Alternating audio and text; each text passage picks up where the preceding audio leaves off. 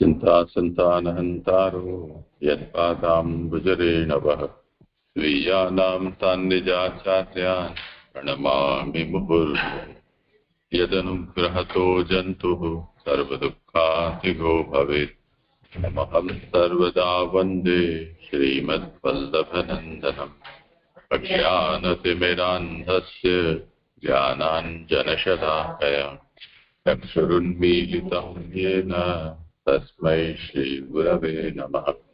नमामि हृदये शेषे लीलाक्षीराब्धिशायिनं लक्ष्मीसहस्रलीलाभिः दिव्यमानं कलानिधिं चतुर्भिश्च चतुर्भिश्च चतुर्भिश्च त्रिभिस्सता षड्भिर्विराजते योऽसौ पञ्चधा हृदये।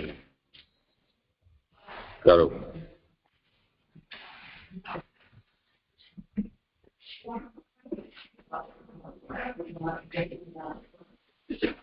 ધર્મ પ્રણામ જીજી. જે ગઈ વખતે જે શ્લોક થાય એમાં 18મા શ્લોકમાં જે એમને પ્રશ્ન હતો એમાં જે શ્લોક છે ને એમાં લખ્યું છે છેલ્લેથી 5મી છઠ્ઠી લીટી છે કે ભગવાનના અભિપ્રાયો અનંત હોવાથી તે જ્ઞાનરૂપ ભાગવતમાં પણ પેટાભેદો છે. જે પેટાભેદો કેવી રીતના લેવાના એ મને નથી સમજાતું.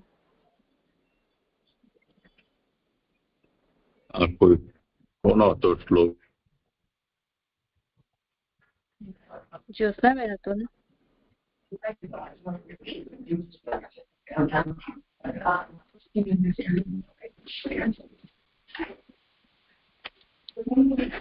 આગળ પાછળનું વાંચો તો અનુસંધાન થાય. જી જી જી ઉપરથી લઉં છું કે તેથી ફરીથી પોતપોતાના અને પોતાના મનનો પ્રકાશ કરનારું એમ વિશેષણ કહેલું છે.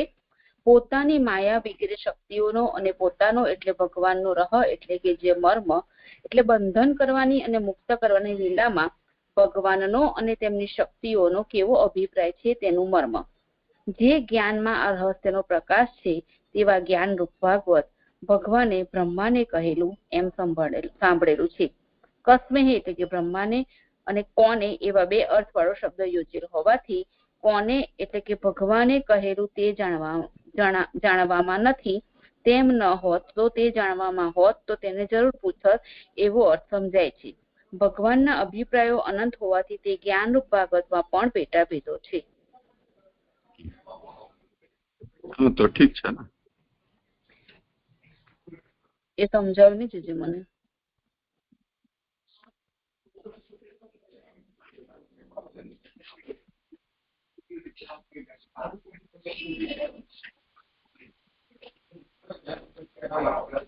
કસ્મય પછી જે કોને ભગવાને કહેલું, કોને એટલે ભગવાને એમ નહીં, એ તો વાક્યમાં શબ્દની પૂર્તિ કરી છે કે ભગવાને કોને કહેલું, કોણે એમ નહીં.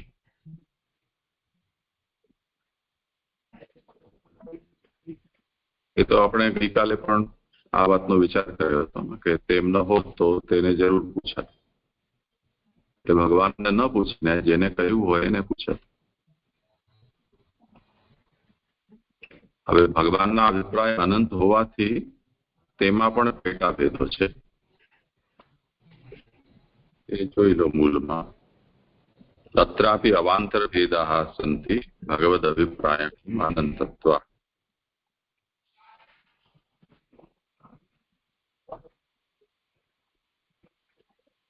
જેટલા ભગવાનના અભિપ્રાય છે એટલા જ્ઞાનના ભેદ થઈ ગયા.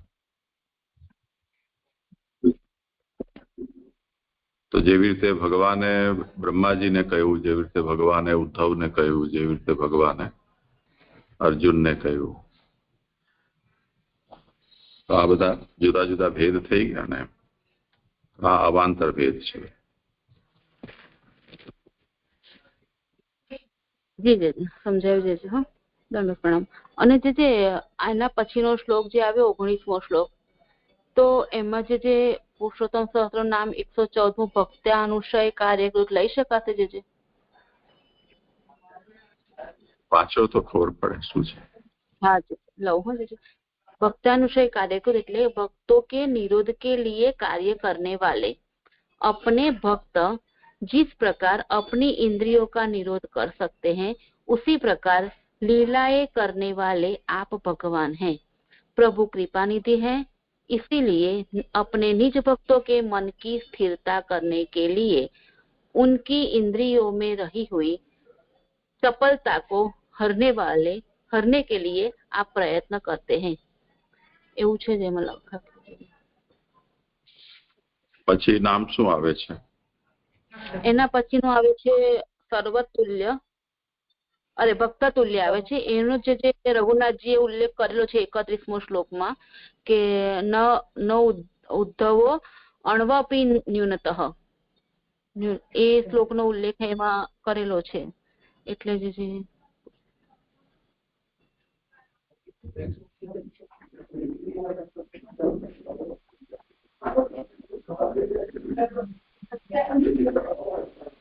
એ જો સ્પષ્ટ છે તો એટલા શ્લોક સુધી આપણે જરા જોઈ લઈએ।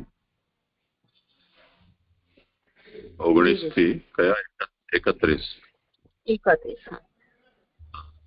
અત્યારે એ જ રીતે પેન્સિલ થી લખી દે। ધન્યવાદ પ્રણામ।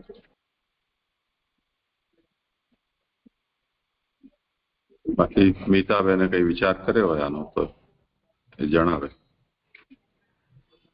दंडवत प्रणाम दीजिए। हाँ करो आरंभ करो। हाँ जी दंडवत प्रणाम। श्रीमद भागवत शास्त्र नो अर्थ आनंदरूप हरिनी आनंदरूप लीला। स्कंदनो अर्थ सर्ग लीला એટલે કે કારણોની ઉત્પત્તિ। એમાં કહે છે કે બ્રહ્મમાં ગુણોમાં વૈષમ્ય પ્રગટ થવાને લીધે મહાભૂતો તન્માત્રાઓ ઇન્દ્રિયો તથા બુદ્ધિનો જન્મ થાય છે તેને સર્ગ કહે છે। એના 4 પ્રકરણ છે। એક અધિકાર પ્રકરણ, તેમાં આપણે 4 અધ્યાય છે। પહેલો અધ્યાય છે પ્રતિબંધની નિવૃત્તિપૂર્વક તીર્થના સેવનથી બાહ્ય શુદ્ધિનું નિરૂપણ અને સત્સંગમાં પ્રીતિથી ભગવાન સંબંધી 3 પ્રશ્નોનું નિરૂપણ। એ પહેલા અધ્યાયમાં જોયું। બીજા અધ્યાયમાં ભગવત કથાના શ્રવણથી ભગવાનના મહાત્મ્યનું જ્ઞાન થતા આભ્યંતર શુદ્ધિ થાય છે, એ બીજા અધ્યાયમાં જોયું। હવે ત્રીજા અધ્યાયમાં કેવળ ચરિત્રનું શ્રવણ કરવાથી આંતર જ્ઞાન રૂપે ભગવત ગુણોનો પ્રાદુર્ભાવ થાય છે। અને હવે આ ચોથા અધ્યાયમાં પ્રભુના પ્રયાણ સમયે વિદ્યમાન હતા એવા અધિકારી ઉદ્ધવજી અને અવિદ્યમાન હતા એવા વિદુરજી એ બંને ઉપર પ્રભુની કૃપાનું નિરૂપણ તથા વિદુરજી અને મૈત્રેયના સમાગમનું નિરૂપણ આવે છે। તે અંતર્ગત આપણે પહેલા 2 શ્લોકમાં વિદુરે યાદવોના ખાસ નામ દઈને પૂછેલા કુશળનો ઉત્તર સામાન્ય રીતે આપેલો છે। ત્યાર પછી 3 થી 22 શ્લોકોથી ભગવાને ભક્ત અને બંધુ યાદવોનો વધ કરાવ્યો તે દોષ ભાસે છે તે દૂર કરવા વધ કરાવી ઉદ્ધાર જ કરેલો છે તે કહેલું છે। હવે તેમાં ભગવદ ઈચ્છાથી પ્રથમ સ્મૃતિરૂપ બુદ્ધિ ઉત્પન્ન થાય। પછી કે છે ભગવાનની ઉદ્ધવજી દ્વારા મોક્ષનો ઉપદેશ કરાવવાની ઈચ્છા હોવાથી તેનું નિરૂપણ કરાતા 19 શ્લોકોથી નિશ્ચય રૂપ બુદ્ધિ કરે છે તે જણાવે છે। હવે કે છે તે અંતર્ગત ચોથા શ્લોકમાં ઉદ્ધવજીને જટ બદરી જવાની આજ્ઞા કરે છે, છતાં ઉદ્ધવજી ભગવાનની પાછળ જાય છે તે શ્લોક 5માં જણાવ્યું। ત્યાં ઉદ્ધવજીએ સરસ્વતીનો આશ્રય કરેલા આશ્રય વિનાના લક્ષ્મીના ધામરૂપ પ્રિય સ્વામીને જોયા। એ પ્રમાણે પ્રમાણ અને પ્રમેયરૂપ ભગવાનનું નિરૂપણ કરી શ્લોક 7માં 5 પ્રકારના ફલરૂપ ભગવાનનું નિરૂપણ કરે છે। શ્લોક 8માં 4 પ્રકારના સાધનરૂપ ભગવાનનું નિરૂપણ। શ્લોક 9માં મૈત્રેયજી પણ ત્યાં આવ્યા તે જણાવે છે। શ્લોક 10માં સર્વની હાજરી કરાવી પહેલાની અવસ્થાનો ત્યાગ કરાવ્યા। અસાધારણ કારણરૂપ પોતાની કૃપા પોતે જ પ્રાપ્ત કરાવી તે બતાવ્યું। ઉદ્ધવનું મનમાં ઈચ્છેલું હું જાણું છું એમ કહી બીજાઓથી પ્રાપ્ત ન થાય તે તને હું આપું છું તે શ્લોક 11માં કહ્યું। તે જ્ઞાન હું તને કહીશ એટલે કે ઉત્તમ જ્ઞાન એમ કહી માત્ર વિષય જ જણાવ્યો। અને ઉદ્ધવજી પૂછે ત્યારે જણાવનારું છે તે શ્લોક 13માં કહ્યું. તેથી ઉદ્ધવજી શ્લોક 14માં એ પ્રમાણે ભગવાનનો અભિપ્રાય જાણીને ઉદ્ધવજીએ પૂછ્યું તે બતાવ્યું. શ્લોક 15માં પોતાનું ઈચ્છેલું માંગવા 15, 16, 17 શ્લોકથી આરંભી ઉદ્ધવજી બીજા ફળની ના પાડે છે અને તેના કારણ કહે છે. ભગવાનના કાર્યો અને વચનોથી મોહ પામેલા ઉદ્ધવજી ભગવાનને ભાગવત કહો એમ શ્લોક 18માં કહે છે. શ્લોક 19માં ઉદ્ધવજીની અધિકારીતા જાણીને કમલનયન શ્રેષ્ઠ ભગવાન પોતાની ઉત્તમ સ્થિતિનો ઉપદેશ કર્યો. હવે શ્લોક 20માં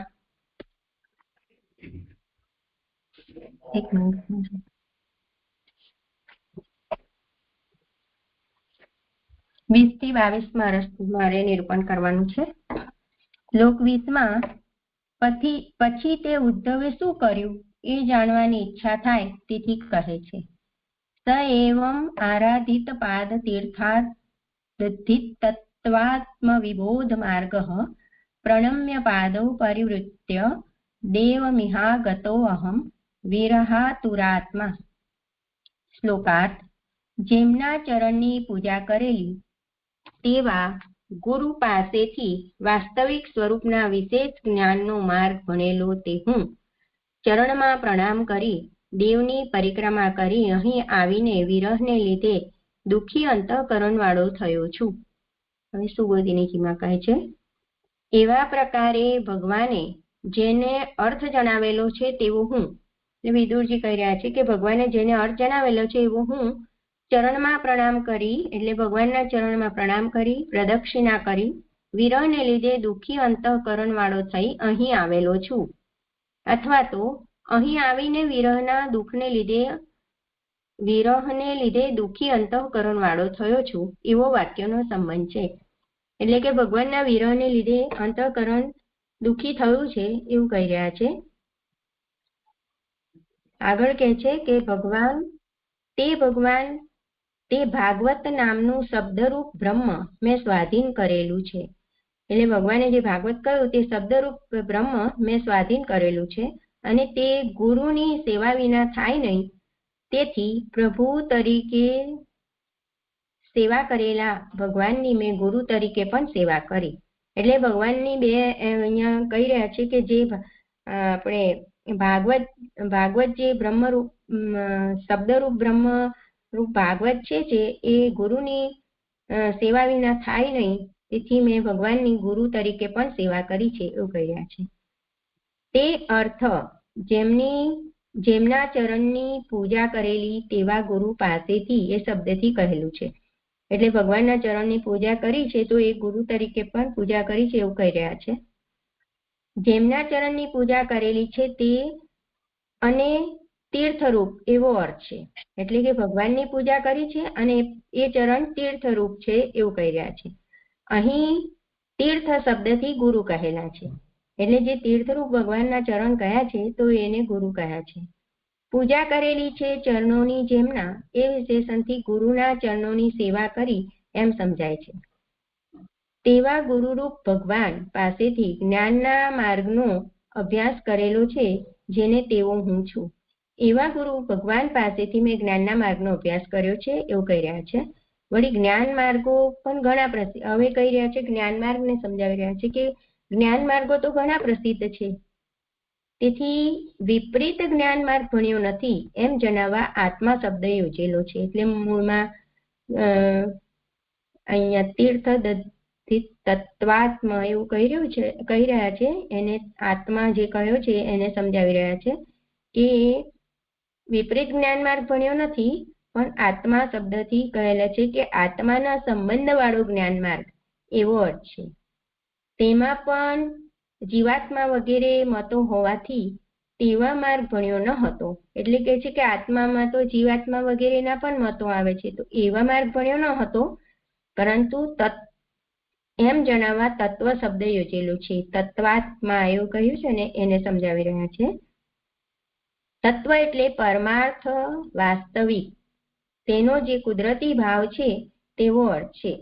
એટલે કે મૂળ તત્વ વિશેની વાત કરી રહ્યા છે કે એ વાસ્તવિક છે, એ તત્વ વિશેનું મેં તત્વાત એ જ્ઞાન માર્ગ ભણ્યો છું એવું કહી રહ્યા છે. હવે આગળ કહે છે કે ભગવાન સ્વરૂપથી જ પ્રગટ થયેલા, તેથી અહીં આત્મા શબ્દથી સ્વરૂપ જ કહેલ છે.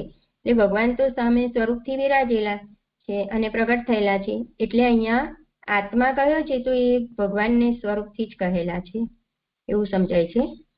વિશેષ જ્ઞાન એટલે પહેલાના સંદેહો દૂર કરનારું જ્ઞાન. અહીંયા ઉપર કહે છે કે વિબોધ માર્ગ, એને વીને સમજાવી રહ્યા હોય એવું લાગે છે કે વિશેષ માર્ગ એટલે કે પહેલાના સંદેહો દૂર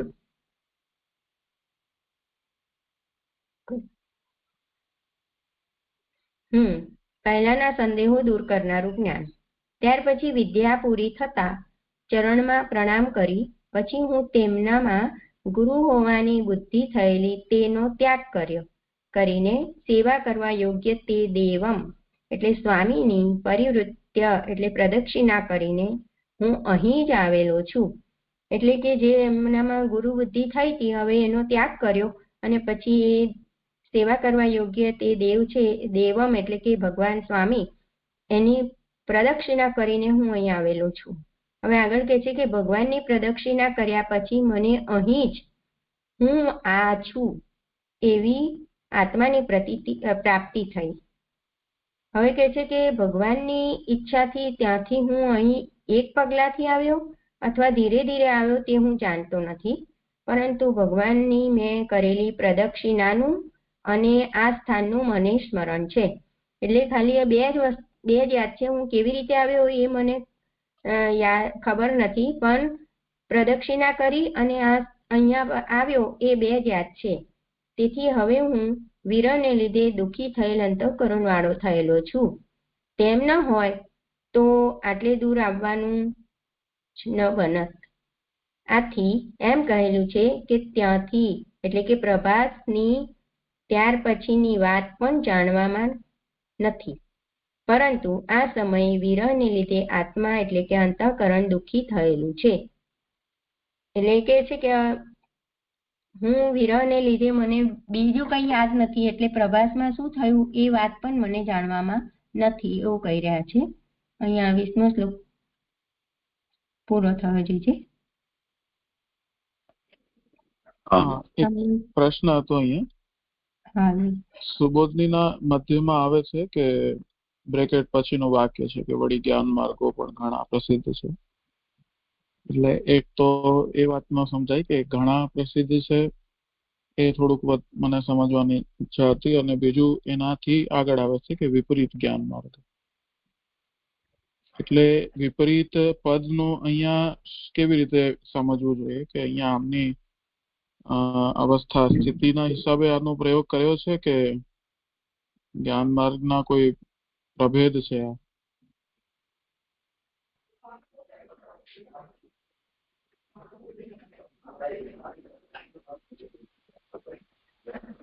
એટલે તમને પ્રણામજી. એટલે એવું કહી રહ્યા છે કે જ્ઞાન માર્ગો પણ ઘણા પ્રસિદ્ધ છે. એટલે જ્ઞાન માર્ગનો અભ્યાસ કરેલો તેવો જેણે તેવો હું છું. એટલે કે જ્ઞાન માર્ગ ઘણા પ્રકારના હોય એવું મને સમજાઈ રહ્યું છે. જેજી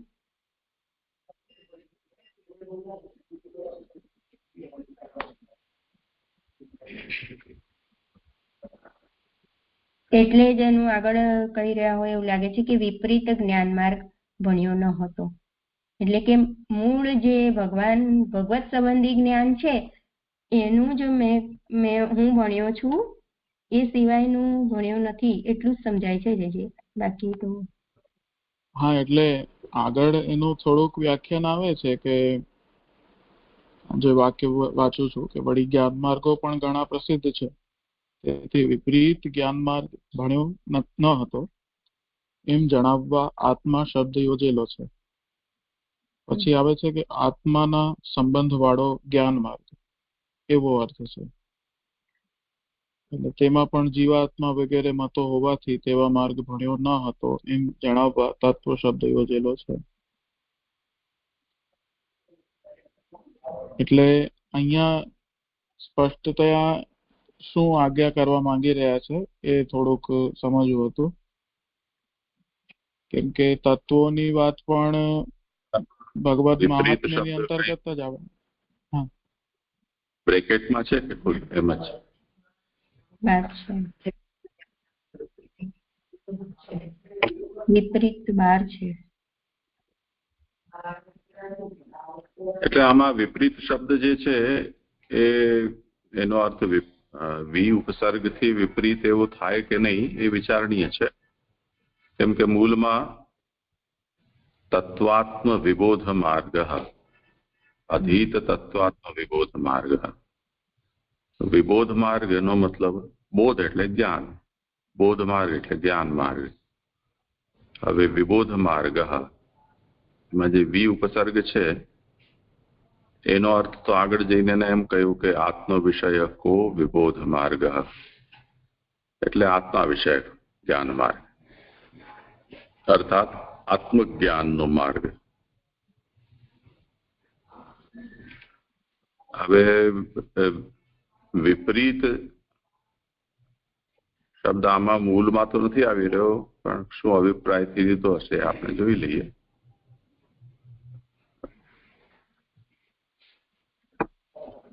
હવે આરાધિત પાદ તીર્થાદ અધીત તત્વાત્મ વિબોધ માર્ગ. આરાધિત તીર્થપાદાદ એટલે જેમના ચરણ કમલ તીર્થરૂપ છે, જે ગુરુરૂપ છે એવા ભગવાન જેમની મેં આરાધના કરેલી છે, એમની પાસેથી મેં તત્વાત્મ જ્ઞાન માર્ગ જે છે એનું મેં અધ્યયન કર્યું.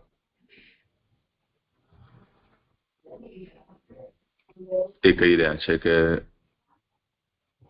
તાદૃશ તીર્થાત ભગવત, તે પ્રકારના તીર્થ પાસેથી એટલે ભગવાન પાસેથી. અધીતો વિબોધ માર્ગો યેના, મેં જ્ઞાન માર્ગનું અધ્યયન કર્યું છે. તે જ વિબોધ માર્ગાહ બહવઃ, અને એ જે જ્ઞાન માર્ગો છે એ ઘણા બધા છે. તેથી પ્રતીકાદિ વ્યાવૃત્યર્થમ આત્મા ઇત્યુક્તમ, કે પ્રતીક વગેરેનું વ્યાવર્તન કરવા માટે આત્મા અહીંયા કહ્યું છે.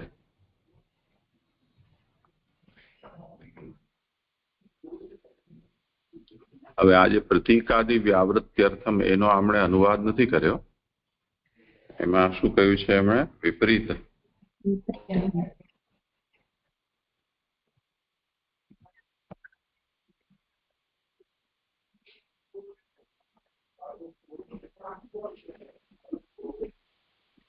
प्रतीकादि व्यावृत्त्यर्थम आत्मा इत्युक्तम.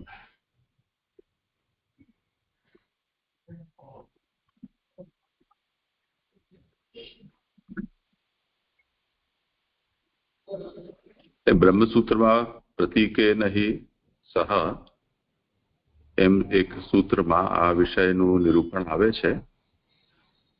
અને જે ઉપાસના છે એ સગુણ રૂપોની જે ઉપાસના બતાવવામાં આવી છે એ પ્રતીક છે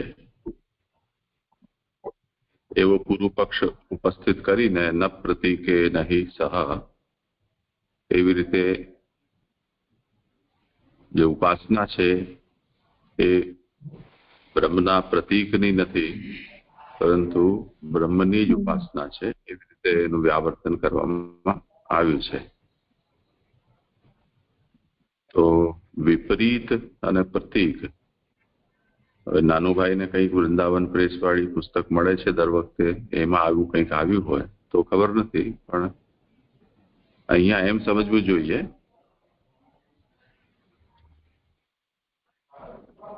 કે આત્માનું જ્ઞાન એમને પ્રાપ્ત કર્યું છે, અને એ પણ તત્વમ પરમાર્થ રૂપ છે તેવી આત્મા, એટલે જે સ્વરૂપેણ એવ પ્રાદુર્ભૂત ઇતિ સ્વરૂપમેવ અત્ર આત્મશબ્દેન ઉચ્યતે.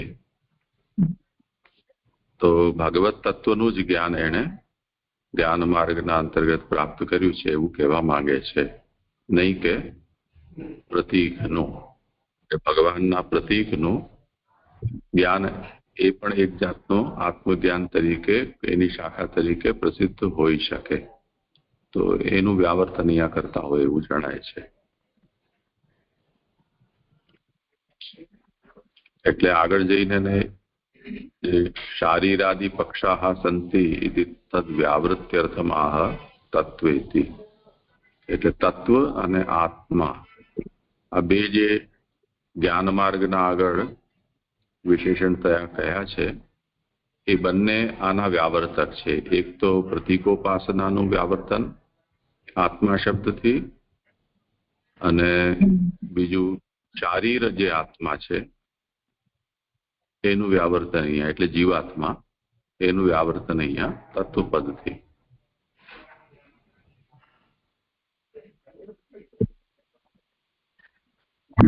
સ્પષ્ટ થયું. વિશેષ બોધ કર્યું છે. ઠીક છે, કરો.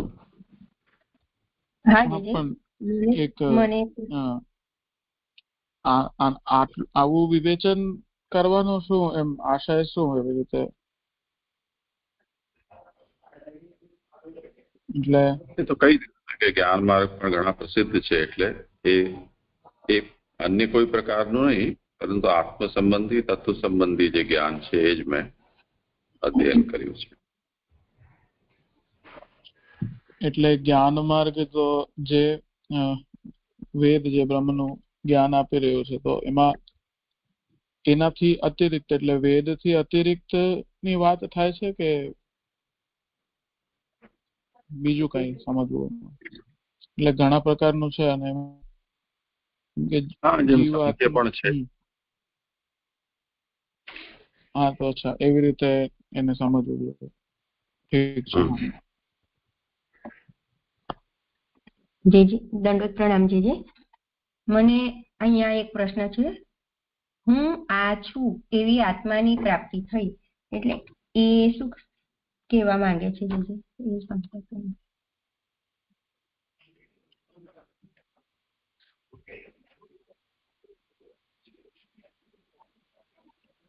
એ જે અહમ બ્રહ્માસ્મિ કે તત્વમસીના રૂપમાં આત્મા છે એ બ્રહ્મ સ્વરૂપ છે એવું જે બોધ થાય છે એવું તાત્પર્ય લાગે છે. કેમ કે આ બોધના સંબંધમાં એમણે કહ્યું ને કે તમ પરિવૃત્ય, ભગવાનની પ્રદક્ષિણા કરીને હું અહીંયા આવ્યો, તો ભગવાનની પ્રદક્ષિણા કર્યા પછી અત્રૈવ મમ આત્મલાભો જાતા, અહીંયા જ મને આત્મલાભ પ્રાપ્ત થયો કે અયમ અહમ ઇતિ, આ હું છું.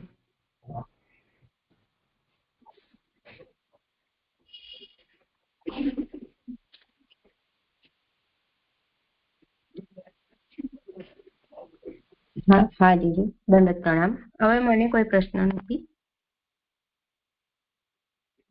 કરું આગળ જીજી? હવે આગળ કહે છે 21ના શ્લોકમાં ઉત્થાનિકા, ત્યારે હવે પછી શું કરવાનું છે એ જાણવાની ઈચ્છા થાય, તેથી કહે છે સો અહમ તદ દર્શન આહ્લાદ વિયોગાર્તી યુતઃ પ્રભોઃ ગમિષ્યે દયિતમ તસ્ય બદ્રયાશ્રમ મંડલમ. શ્લોકાર્થ. તે તેમના દર્શનના આનંદ અને વિયોગની પીડાવાળો હું તે પ્રભુના પ્રિય બદ્રી આશ્રમના મંડલે જઈશ. એટલે શું કરવાનું છે તો કે છે કે આશ્રમ મંડલે જઈશ. હવે એનું સુબોધિનીજીમાં સમજાવી રહ્યા છે કે તેમના દર્શનથી આનંદ થયો અને વિયોગથી પીડા થઈ, તે બંને થયેલો ભગવાને મારા બધા સંદેહો દૂર કરેલા હોવાથી અને સ્વામી ભગવાનની આજ્ઞા અવશ્ય પાળવી જોઈએ, તેથી દ્વારકા કરતા પણ દયિતમ એટલે ઘણું જ પ્રિય ઋષિરૂપ ભગવાનનું બદ્રી સ્થાન જ આશ્રમ હોવાથી હું બદ્રી આશ્રમ જ જઈશ. એટલે કહે છે કે એ ભગવાને જે આજ્ઞા કરી હતી કે જટ બદ્રી જા, તો એ ભગવાનની આજ્ઞા પાળવા માટે હું અહીંયા બદ્રી સ્થાને જઈશ. અને કેવું છે તો કે ઘણું જ પ્રિય ઋષિરૂપ ભગવાનનું આ સ્થાન છે, એટલે હું બદ્રી આશ્રમ જ જઈશ. મંડળ શબ્દથી તે સ્થાનનો વધારાનો ઉત્તમ ગુણ કહેલો છે કે જેમ નારાયણ સવિતાના મંડળમાં મધ્યમાં રહે છે તેવું આ બદ્રી આશ્રમ મંડળ હોવાથી ભગવાન ત્યાં સદા વિરાજે છે એમ જણાવેલું છે.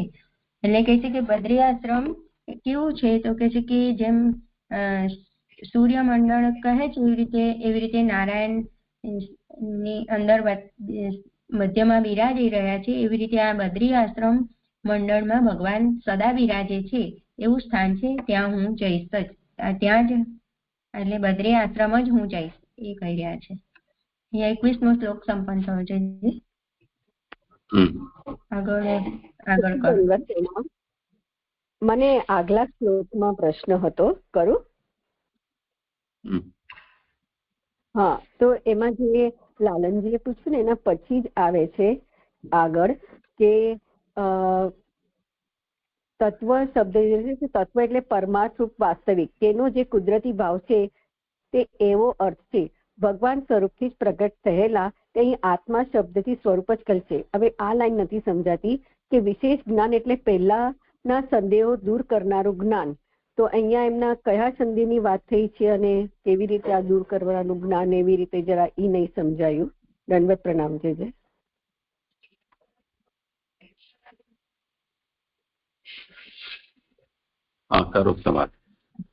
હા જીજી, મને થોડું એવું સમજાઈ રહ્યું છે કે જે આપણે આગળના શ્લોકમાં જોયું ને કે ભગવાનના કાર્યો અને વચનોથી એમને જે ઉદ્ધવજીને મોહ થયો હતો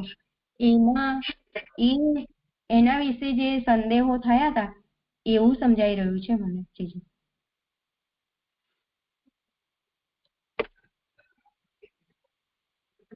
એ સંદેહો દૂર કરનારું જ્ઞાન એવું સમજાય છે કદાચ. ઠીક લાગે છે. જી જી.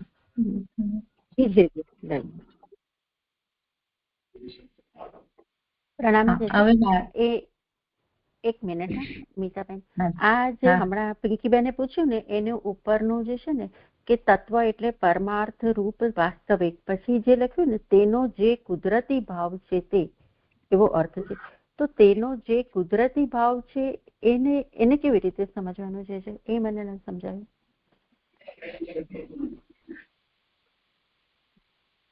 તત્વ શબ્દની વ્યુત્પત્તિ આપી રહ્યા છે. તત્ એટલે તે, તત્વ એટલે તેનું હોવું. તો એ જે હોવું પણ છે એને અહીંયા સહજો ભાવ એમ કહી રહ્યા છે. એટલે અંતર્નિહિત જે સ્વરૂપ છે તે કરો. એટલે જે તત્વ જે છે એનો જે આપણે અમુક જે તત્વનો સ્વભાવ કહીએ છીએ એવી રીતે પણ, એટલે આપે જે કહ્યું અંતર્નિહિત સ્વરૂપ, તો એને બધું બ્રહ્માત્મક જ છે, તો એને કેવી રીતે પછી સમજવાનું અંતર્નિહિત ને? એ તો આગળ એ જ તો કહ્યું ને, સ્વરૂપથી પ્રાદુર્ભૂત સ્વરૂપ જ.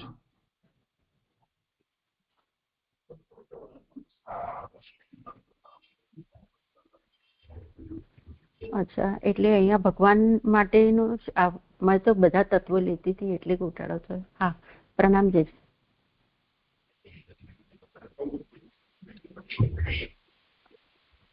હા જય દંડવત પ્રણામ. હા, એક જ મિનિટ. જય દંડવત પ્રણામ.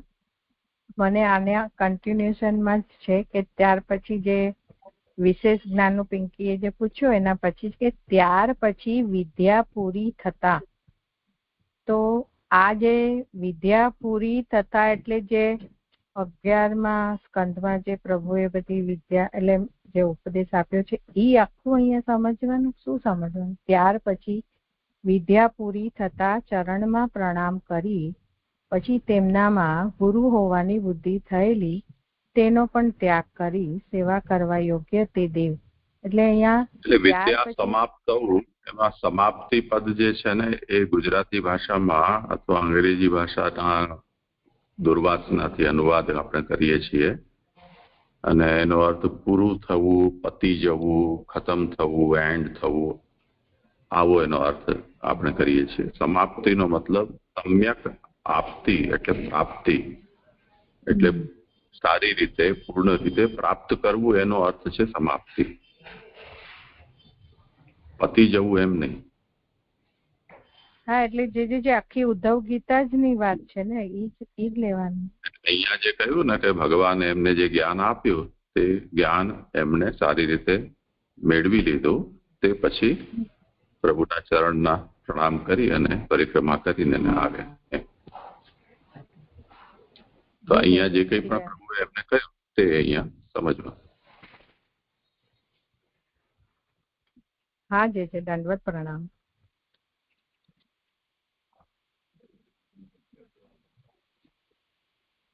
કરું જે આગળ. હા, શ્લોક 22 હવે કહે છે, નીચેના શ્લોકમાં ભગવાન સદા વિરાજતા હોવાનું દર્શાવે છે. હવે આ બદ્રિકાશ્રમ કેવું છે એનું કહી રહ્યા છે. યત્ર નારાયણો દેવો નરશ્ચ ભગવાન ઋષિઃ મૃદુ તીવ્રમ તપો દીર્ઘમ તે પાતે લોક ભાવનો. શ્લોકાર્થ. જ્યાં લોકનો આદર કરનારા ભગવાન નારાયણ દેવ અને નર ઋષિ મૃદુ તીવ્ર અને દીર્ઘ તપ કરે છે. હવે કહી રહ્યા છે સુબોધિનીજીમાં કે જ્યાં એટલે કે બદ્રિકાશ્રમમાં ભગવાન બંને રૂપથી રહેલા છે. બદ્રિકાશ્રમ કેવું છે તો કે છે કે ત્યાં બંને રૂપથી ભગવાન રહેલા છે. એક ઋષિ રૂપથી એટલે કે નર રૂપથી રહે છે. ચ અને શબ્દ હોવાથી ભગવાન રહે છે એટલે એમ કહેલું છે. ભગવાન આશ્રમમાં નરના પ્રધાનપણાથી ઋષિ થઈને રહે છે અને મંડળમાં નારાયણના પ્રધાનપણાથી નર સાથે દેવ થઈને રહે છે. તેથી સૂર્યના મંડળ કરતા પણ તે સ્થાન વધારે સારું છે. એટલે સૂર્યમંડળ કરતા બદ્રિકાશ્રમ જે મંડળ છે એ વધારે સારું છે, કારણ કે ભગવાન અહીંયા નારાયણના પ્રધાનપણાથી નર સાથે દેવ થઈને રહેલા છે એવું કહી રહેલા છે. હવે આગળ કહે છે કે તેથી તેઓ એટલે કે એ ભગવાન મૃદુ તીવ્ર અને દીર્ઘ તપ કરે છે. એટલે કે નર અને નારાયણ રૂપે રહેલા ભગવાન મૃદુ તીવ્ર અને દીર્ઘ તપ કરે છે. દેવ હોવાથી મૃદુ તપ કરે છે, કારણ કે તેઓ એટલે કે દેવો સાત્વિક હોવાથી ઘણું ઉગ્ર તપ કરવા યોગ્ય નથી. હવે તે મૃદુ તપ કેમ કરે છે તો કે છે કે દેવ હોવાથી એ મૃદુ તપ કરે છે, કેમ કે સાત્વિક હોવાથી ઉગ્ર તપ કરવા યોગ્ય નથી. હવે કે છે કે ભગવાન હોવાથી તીવ્ર તપ કરે છે અને ઋષિ હોવાથી દીર્ઘ તપ કરે છે, કારણ કે તેઓ ઋષિઓ જિંદગી સુધી તપ કરે છે.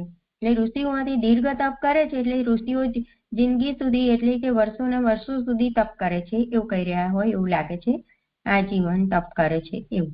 અને ભગવાન તો વિલંબ કરવાનું કારણ ન હોવાથી તરત જ ફળ થાય તેવું કર્મ કરે છે. તેથી તેમના તપને તીવ્ર તપ કહ્યું છે. હવે ભગવાનનું તપ તીવ્ર કેમ કહ્યું છે તો કે છે કે વિલંબ કરવાનું કારણ ન હોવાથી તરત જ ફળ થાય તેવું કર્મ કરે છે. તેથી ભગવાનનું તપ તીવ્ર કહેલું છે. આહારનો ત્યાગ કરીને કરેલી સમાધિને અહીં તપ કહેલું છે. હવે અહીંયા ભગવાન તપ કઈ રીતે કરે છે? કહે છે કે આહારનો ત્યાગ કરીને સમાધિ કરીને ભગવાન તપ કરી રહ્યા છે. તો કે છે આવું તપ કરવાનું શું પ્રયોજન? જો એવી શંકા થાય તો કે લોકનો આદર કરનારા વિશેષણથી યોજેલું છે કે ભગવાન લોકનો આદર કરી રહ્યા છે, તેથી આવું તપ કરી રહ્યા છે. હવે આગળ કહે છે કે તે બંને લોકનો આદર કરે છે. તે બંને એટલે કે નર અને નારાયણ એવું સમજાય છે. એ લોકનો આદર કરે છે. એટલે કે લોક તો 3 પ્રકારના છે, તેથી સર્વનું હિત કરવા 3 પ્રકારનું તપ કરે છે એવો અર્થ છે. લોક 3 પ્રકારના છે એટલે મૃદુ તીવ્ર અને દીર્ઘ તપ કરે છે એવું અહીં કહી રહ્યા છે. અહીંયા શ્લોક સંપૂર્ણ થયો છે.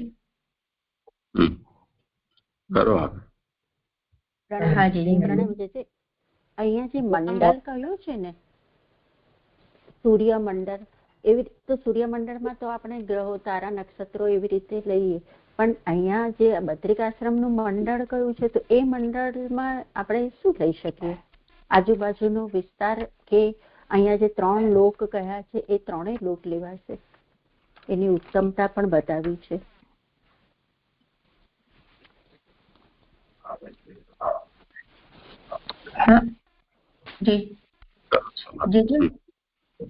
મને એવું સમજાય છે કે ભગવાન અહીંયા મંડળમાં તપ કરી રહ્યા છે, એટલે એવું સમજાય છે કે ઋષિ, નર અને દેવ 3 રૂપે અહીંયા ભગવાન તપ કરી રહ્યા છે. એવું મને એવું લાગે છે કે એમાં જે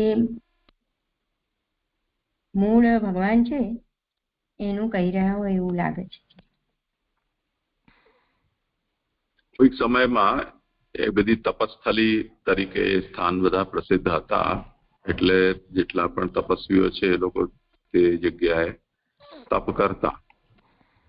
તો એ અભિપ્રાયથી આ બદર્યાશ્રમ મંડળ એટલે મોટા ક્ષેત્રનું આ નામ છે, કોઈ પર્ટિક્યુલર જગ્યાનું નામ નથી એવું લાગે છે. અત્યારે પણ ત્યાં સતોપંથ, તપોવન, પછી બદ્રિકાશ્રમ, વસુધારા, સ્વર્ગારોહિણી, આ બધા જે ક્ષેત્રો ત્યાં આખા હિમાલયમાં વ્યાપ્ત છે, એટલે એને અહીંયા મંડળથી કહ્યું હશે એવું લાગે છે. હા જી જય પ્રણામ જય. ત્રણ લોકેશન સમજ્યા સ્વર્ગ કે પછી અહીંયા 3 પ્રકારે જે તપ કરે છે એ પ્રમાણે ઋષિ એવી રીતે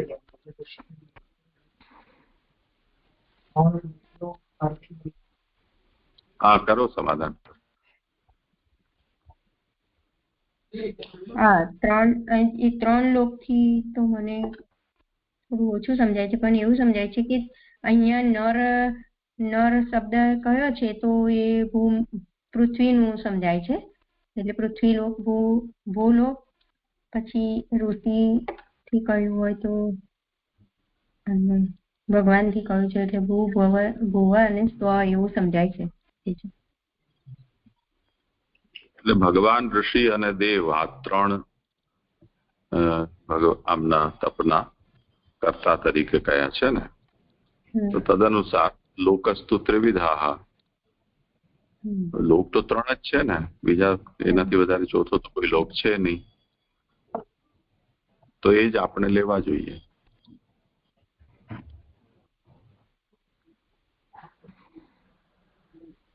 હા ભલે આગળ કોનો મમતાબેન નો વારો છે? હા જીજે દંડવત પ્રણામ. કરો એક જ મિનિટ જે મને એક હજુ અહીંયા વાક્ય નથી સમજાયું. ભગવાન તો વિલંબ કરવાનું કારણ ન હોવાથી તરત ફળ થાય તેવું કર્મ કરે છે, તેથી તેમના તપને તીવ્ર કહેલું છે. આ અહીંયા શું કહી રહ્યા છે એને સમજાયું? હા જી, થોડું ઘણું સમજાય છે, મને પણ ઓછું સમજાય છે. એમાં ભગવાન તો વિલંબ કરવાનું કારણ ન હોવાથી તરત જ ફળ થાય તેવું કર્મ કરે. એટલે ભગવાનનું કર્મ કેવું છે એ કહી રહ્યા છે કે વિલંબ કરવાનું કારણ ન હોય એવું તીવ્ર એટલે ઝડપી એવું સમજાય છે. એટલે કે તરત જ કર્મ કરે છે એવું તીવ્રથી એવું સમજાય છે. ઝડપથી એમ.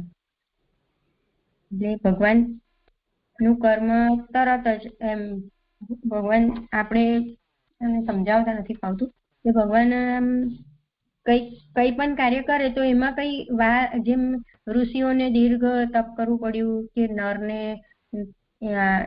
એ લોકોના તપમાં વધારે સમય લાગે છે, આમ ભગવાનમાં એવો સમય નથી લાગતો, એટલે કે તીવ્ર સમજાય છે એવું સમજાય છે. એટલે અહીંયા ફળની વાત થાય છે ને, એટલે મેં પૂછ્યું, એટલે ભગવાન જે તપ કરે છે તો એ તપનું ફળ આ 3 લોકને તરત જ પ્રાપ્ત થાય છે એવું અહીંયા કહી રહ્યા છે.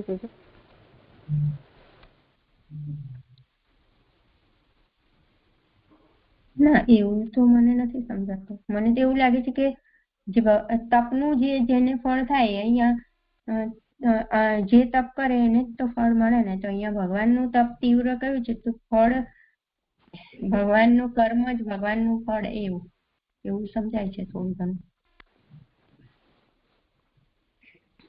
જે આપ સમજાવો ને. હા, ઓર કોઈને કરવું હોય સમાધાન?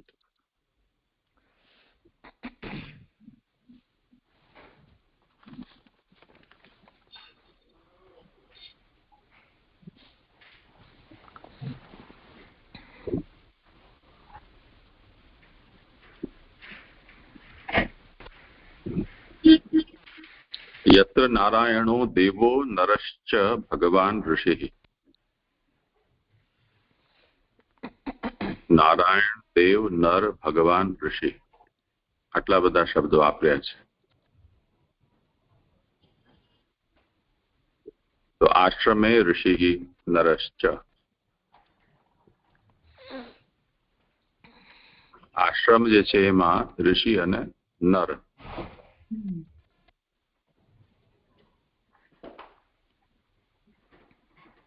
તો જે ભગવાન છે એ નર પ્રાધાન્યેન ઋષિ, ભગવાન આશ્રમે. પંક્ચ્યુએશન બહુ સ્પષ્ટ નથી અહીંયા, પણ એને આપણે સમજવાનો પ્રયાસ કરીએ તો નરરૂપથી જે ભગવાન અહીંયા વિરાજી રહ્યા છે તો એ નર એ ઋષિ રૂપ છે. એ રૂપમાં પણ ભગવાન જ છે. અને નારાયણના પ્રાધાન્યથી ભગવાનનું અહીંયા દેવ રૂપ છે.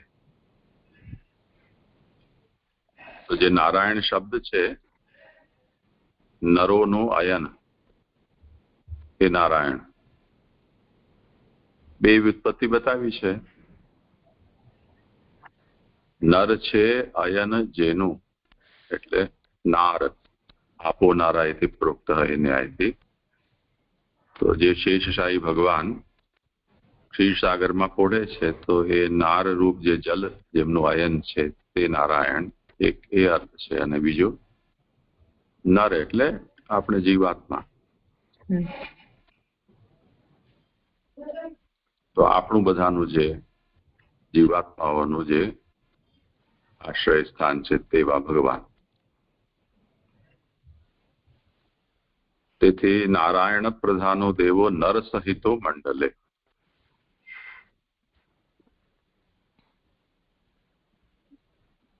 તો ભગવાન અહીંયા બંને રૂપથી બિરાજી રહ્યા છે. તેથી સૂર્યમંડલાપેક્ષયાપી તત્સ્થાનમ સમીચીનમ. સૂર્યમંડલમાં કેવલ દેવરૂપથી છે, અહીંયા તો ભૂલોક છે એટલે લોકભાવન ભગવાન છે, લોકનું હિત કરનારા. તો ભગવાન અહીંયા જેમનું હિત કરવા માટે બિરાજ્યા છે એમના સાથે બિરાજી રહ્યા છે, એટલે તે રૂપથી પણ બિરાજી રહ્યા છે.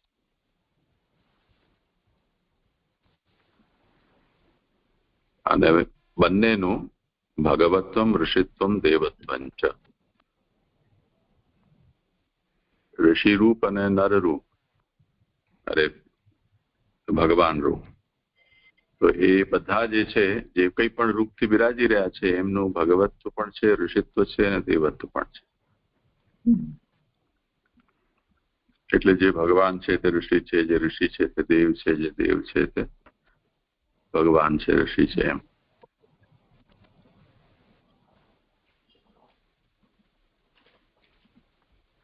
એમાં તપ કયા જાતનું છે તો મૃદુ તીવ્રમ તપો દીર્ઘમ. મૃદુ તીવ્ર અને દીર્ઘ એ તપ કરી રહ્યા છે. એમાં ઋષિત્વનું દીર્ઘ બતાવ્યું, ભગવાનનું તીવ્ર કહ્યું. દેવ જે છે મૃદુ તપ કરે છે, કોમલ હોય છે દેવતા, એટલે બધું ઉગ્ર તપ કરવું એ એમના સ્વભાવમાં નથી. તીવ્રતાનો અહીંયા અભિપ્રાય આપ્યો કે ભગવાન તો શીઘ્ર ફલકમ કર્મ કરોતી, એવું કર્મ ભગવાન કરે કે જેનાથી ફલ જલ્દી પ્રાપ્ત થાય. વિલંબે કારણ અતઃ તીવ્રત્વ મુક્તમ. આજે વિલંબમાં કારણ નહીં હોવાથી અહીંયા તીવ્ર કહ્યું છે. કારણ વિલંબમાં નહીં હોવાથી એટલે એક તો અહીંયા ફલ શું પ્રભુ આપવા માંગે છે. ભગવાનને પોતાને તો ફલ જોઈતું નથી, એટલે પોતાના માટે તો તપ કરી નથી રહ્યા. તપ તો ભગવાન લોકભાવન શબ્દથી અહીંયા લોકોના હિતાર્થ કરી રહ્યા છે. અત સર્વ હિતાર્થમ ત્રિવિધમ તપ કરોતી. તો સર્વજનને જેમના હિતાર્થ ભગવાન તપ કરી રહ્યા છે એમને શીઘ્ર ફલ પ્રાપ્ત થાય તે માટે તીવ્ર તપ કરી રહ્યા છે.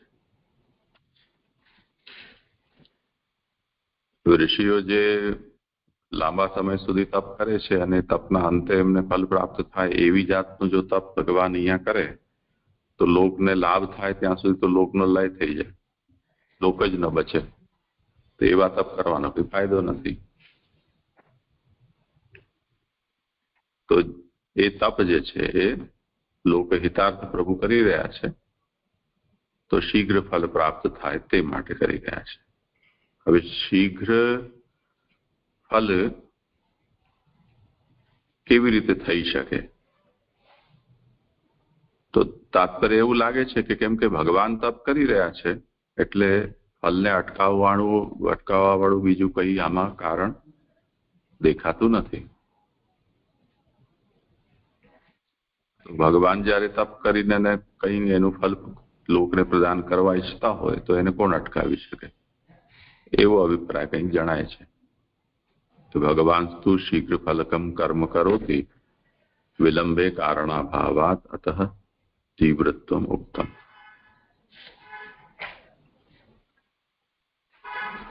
હા, જે સરસ સમજાયું. પણ મને એવું સમજાય છે કે તપ નોર્મલી બીજા બધા કરે અને એનું ફળ પ્રાપ્ત કરે, તો અહીંયા ભગવાન કેમ લોકના માટે તપ કરી રહ્યા છે? એટલે ભગવાન તો બધું આપ્યું જ છે, અજમાભૂતો ને વર્ષા ને બધું જ છે આપણી પાસે, પછી જે તપ કરી રહ્યા છે તો એ શેના માટે ભગવાન પોતે તપ કરી રહ્યા છે એ ન સમજાયું. હા, કરો સમાજ. હા જે છે દંડવત પ્રણામ. મને એવું સમજાય છે કે તપ કરીને ભગવાન લોકનો આદર કરી રહ્યા છે એવું લાગે છે કે લોકમાં બધા જે તપ કરે છે એવી રીતે આ તપનો મહિમા સમજાવે છે કે ભગવાન પણ તપ કરીને બતાવે છે કે તપ એ શું કહેવાય, જેમ એટલે ભગવાન એવું કહી રહ્યા છે કે જેમ ઋષિ તપ કરે છે બધા અને દેવો તપ કરે છે એમ હું પણ તપ કરું છું એમ સમજાય છે કે લોકનો આધાર, લોકમાં જેમ તપનું મહત્વ છે એવું અહીં સમજાઈ રહ્યું હોય એવું લાગે છે. જે તપનું મહત્વ સમજાવવા એટલે અહીંયા એવું લખ્યું છે કે તેથી સર્વનું હિત કરવા 3 પ્રકારનું તપ કરે છે. એટલે આ જે સર્વનું હિત છે એ કેવી રીતનું હિત છે? કારણ કે ઓલરેડી બધું તો ભગવાન દ્વારા જ પ્રાપ્ત આપણને થાય છે, તો હવે બીજું તપ કરીને શું હિત એટલે પ્રભુ આપો કરી રહ્યા છે એ મને ન સમજાયું છે.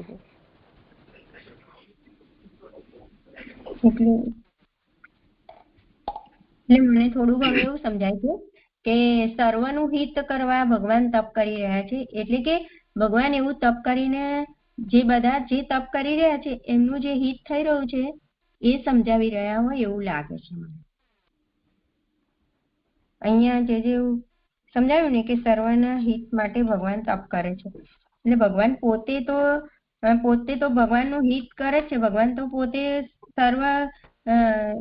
સર્વ સમર્થ છે, એટલે પણ અહીંયા તપ કરનારનું હિત કરી રહ્યા હોય એવું સમજાઈ રહ્યું છે. જે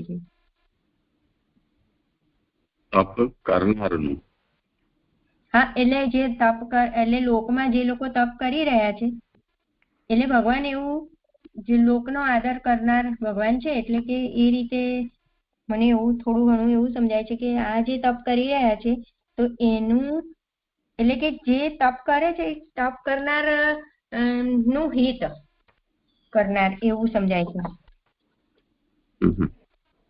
એવું આવશે છે. એટલે બદ્રીનાથનું જે મહાત્મ્ય છે એમાં આ વર્ણન આવે છે ને. આપણે આના પહેલા પણ કદાચ જોયું હતું, વિષય આવ્યો છે દરી બદરી એનું. અહીંયા આવ્યું કે પ્રથમ સ્કંદમાં યાદ નથી, આમાં જ આગળ આવ્યું. હા, જે જટ બદરી જાય એમાં કહ્યું છે ને, એમાં એ શ્લોક બીજા કે ત્રીજામાં. ત્યાં એ જે બદરી સ્વરૂપ છે ભગવાન તપ કરવા માટે બિરાજ્યા.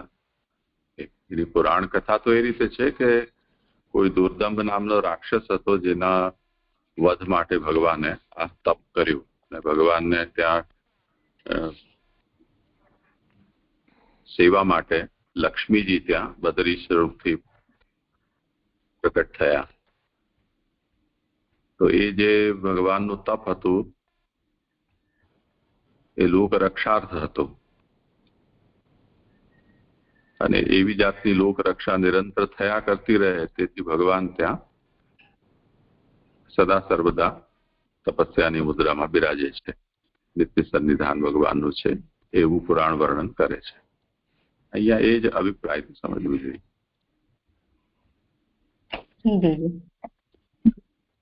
સમજાયું. બહુ સરસ. એટલે પ્રભુ બધું આપીને પછી પાછું રક્ષણ કરવા માટે પણ તપ કરી રહ્યા છે. એટલે આમ હા સરસ થયું. જે પ્રણામ છે. પ્રણામ જેજી. આપણે ખુલાસો કર્યો ને એમાં મારું આવી ગયું છે. પ્રણામ. ભૂત હિતે રતા જેમ સુખદેવજી કરે છે અને બધા ભૂતોનું હિત કરવા માટે, એવું રીતે આને સમજી શકાય છે ભગવાન. અને બીજું આ 3 લોક કહ્યું ને, તો 3માં સાત્વિક રાજસ તામસ એવી રીતે સમજી 3 લોકનું હિત કરવા માટે. તો 3 પ્રકારના છે, તેથી સર્વનું હિત કરવા 3 પ્રકારનું તપ કરે છે. સાત્વિક રાજસ તામસ સમજી શકાય. તો દેવ દાનવ માનવ એમ કરો અથવા તો ભૂર્ભુવસ્વ કરો. લોકમાં એટલે વાત તો એ જ થશે. દાનવ માનવ શબ્દનો જ ભેદ છે. હા કરો. જે દંડવત પ્રણામ. હા કરો. 4 થી 22 શ્લોક સુધી નિશ્ચયાત્મક બુદ્ધિ સમજાવી. હવે 23મા શ્લોકમાં આગળ સંદેહાત્મક બુદ્ધિ સમજાવી રહ્યા છે. એ પ્રમાણે એટલે એની ફૂટનોટ છે કે સ્કંદના અર્થના વિચાર પ્રમાણે હવે આગળ જે કઈ બુદ્ધિ કહેશે તે જાણવાની ઈચ્છા થાય, તેથી આ કહેલું છે. બુદ્ધિ નિશ્ચયરૂપ બુદ્ધિ જણાવીને વિપર્ય એટલે કે ઉલટી બુદ્ધિ આ વિષયમાં કાર્ય કરનારી નહીં હોવાથી તે ત્યાગ કરવા યોગ્ય છે એમ કહેતા જ નીચેના શ્લોકથી આરંભી 3 શ્લોકથી સંશય કહે છે. હવે 2 નંબરની ફૂટનોટ છે કે જણાવીને એટલે કે ઉત્પન્ન કરવા યોગ્ય કહીને. અને 3 નંબરની ફૂટનોટ છે કે કરનારી નહીં એટલે કે કાર્ય કરનારી નહીં હોવાથી, એટલે અધિકારમાં અનુકૂળ હોવાથી એવું પુરુષોત્તમજી કહે છે. અને અધિકાર પ્રાપ્ત કરવામાં નડતી નહીં હોવાથી એવો અર્થ જણાય છે. પ્રકાશકારનો પણ અર્થ તેવો જ છે. નંદકિશોર શાસ્ત્રીની ફૂટનોટ તેથી ઉલટી છે. ઉલટી બુદ્ધિ અહીં નહીં થઈ ન હતી એમ આગળ ઉદ્ધવ પાસેથી સાંભળેલું હોવાથી તે ખોટું હોવાનું શંકા ન રહેવાથી કહેલું છે, તેથી જણાવે છે. શ્લોક. શ્રી શુક ઉવાચ ઇત્યત ઉદ્ધવાદુપાકર્ણ્ય સુહૃદયામ દુસહ વદમ જ્ઞાનેનાશમ ક્ષત્યા શોકમ ઉત્પત્તિતમ બુધઃ. એ પ્રમાણે બુદ્ધવ પાસેથી સ્નેહીઓનો સ્નેહ સહન ન થઈ શકે તેવો વધ થયેલ હોવાનું સાંભળીને તેનાથી ઉછળી આવેલો શોક જ્ઞાની સત્તાએ જ્ઞાનથી સમાયો. હવે સુબોધિનીજી આ વિષયમાં પ્રથમ સ્નેહીઓનો વધ થયેલું હોવાનું સાંભળીને અને બીજું ભગવાનની ઈચ્છા સાંભળીને તે બેના ફળ શોક અને તેનું શોકનું દૂર થયા ત્યાર પછી જ્ઞાની થઈને સંદેહ દૂર કરવા માટે જ વિષય ઉદ્ધવને પૂછે છે. એટલે કે સંદેહ એટલે કે 4 નંબરની ફૂટનોટમાં કહે છે કે આગળ 5મા અધ્યાયના શ્લોક 2-3 કહેલો સંદેહ. ત્યાં શું છે સંદેહ? સંદેહ એવો છે જે મેં જોયું છે. આના ફેરવો થોડા. હા, જે આગળ શ્લોકમાં 25મા શ્લોકમાં છે, અધ્યાય 5ના પહેલા અને બીજા શ્લોકમાં જે છે. 1 મિનિટ જોઉં. અધ્યાય 5માં પહેલા અને બીજા શ્લોકમાં એવું કહેલું છે કે લોકમાં સુખ એટલે કે દુઃખનો અભાવ અને સુખ એવા 2 પ્રકારનું હોય છે. સુખને અટકાવનારું હોવાથી પણ દુઃખનો અભાવ સુખ થવાનું જ કારણ છે. તમે કારિકા જુઓ છો કે શ્લોક જુઓ છો? આજે જે શ્લોક જોઉં છું, 5મા સ્કંદનો 5મા અધ્યાયનો બીજો શ્લોક, પાન નંબર 157.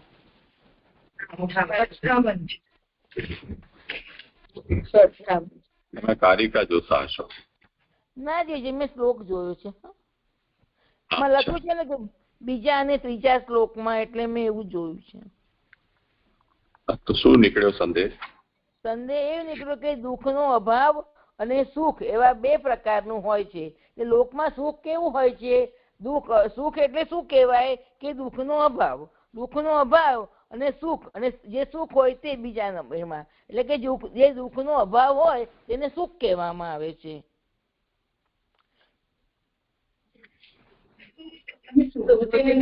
વાંચી રહ્યા છો, એની ઉપરની 2 પંક્તિ વાંચો. શ્લોકાર સુખ પ્રાપ્ત કરવા લોકમાં પ્રાપ્ત કરવા કર્મો કરે છે. લોકમાં સુખ પ્રાપ્ત કરવા કર્મો કરે છે. તેનાથી સુખ અને દુઃખનો નાશ પ્રાપ્ત કરાતો નથી, તેથી જ વધારે દુઃખ પ્રાપ્ત કરે છે. આ વિષયમાં જે કરવા યોગ્ય હોય તે આપ ભગવાન અમને કહો. એટલે અમે પેલો જે છે દુઃખનો અભાવ અને સુખ એ 2 કર્યું જે છે. આમાં શ્લોકાર્થમાં આવું લખેલું છે. અને 3જા નંબરના શ્લોકાર્થમાં લખેલું છે કે ખરેખર દેવને લીધે શ્રી કૃષ્ણથી વિમુખ અધર્મ કરવાના સ્વભાવવાળા ઘણા દુઃખી જન ઉપર અનુગ્રહ કરવા જનાર્દનના ભાગ્યવાન જીવો આ લોકમાં ફરે છે. ઠીક છે. હાજી.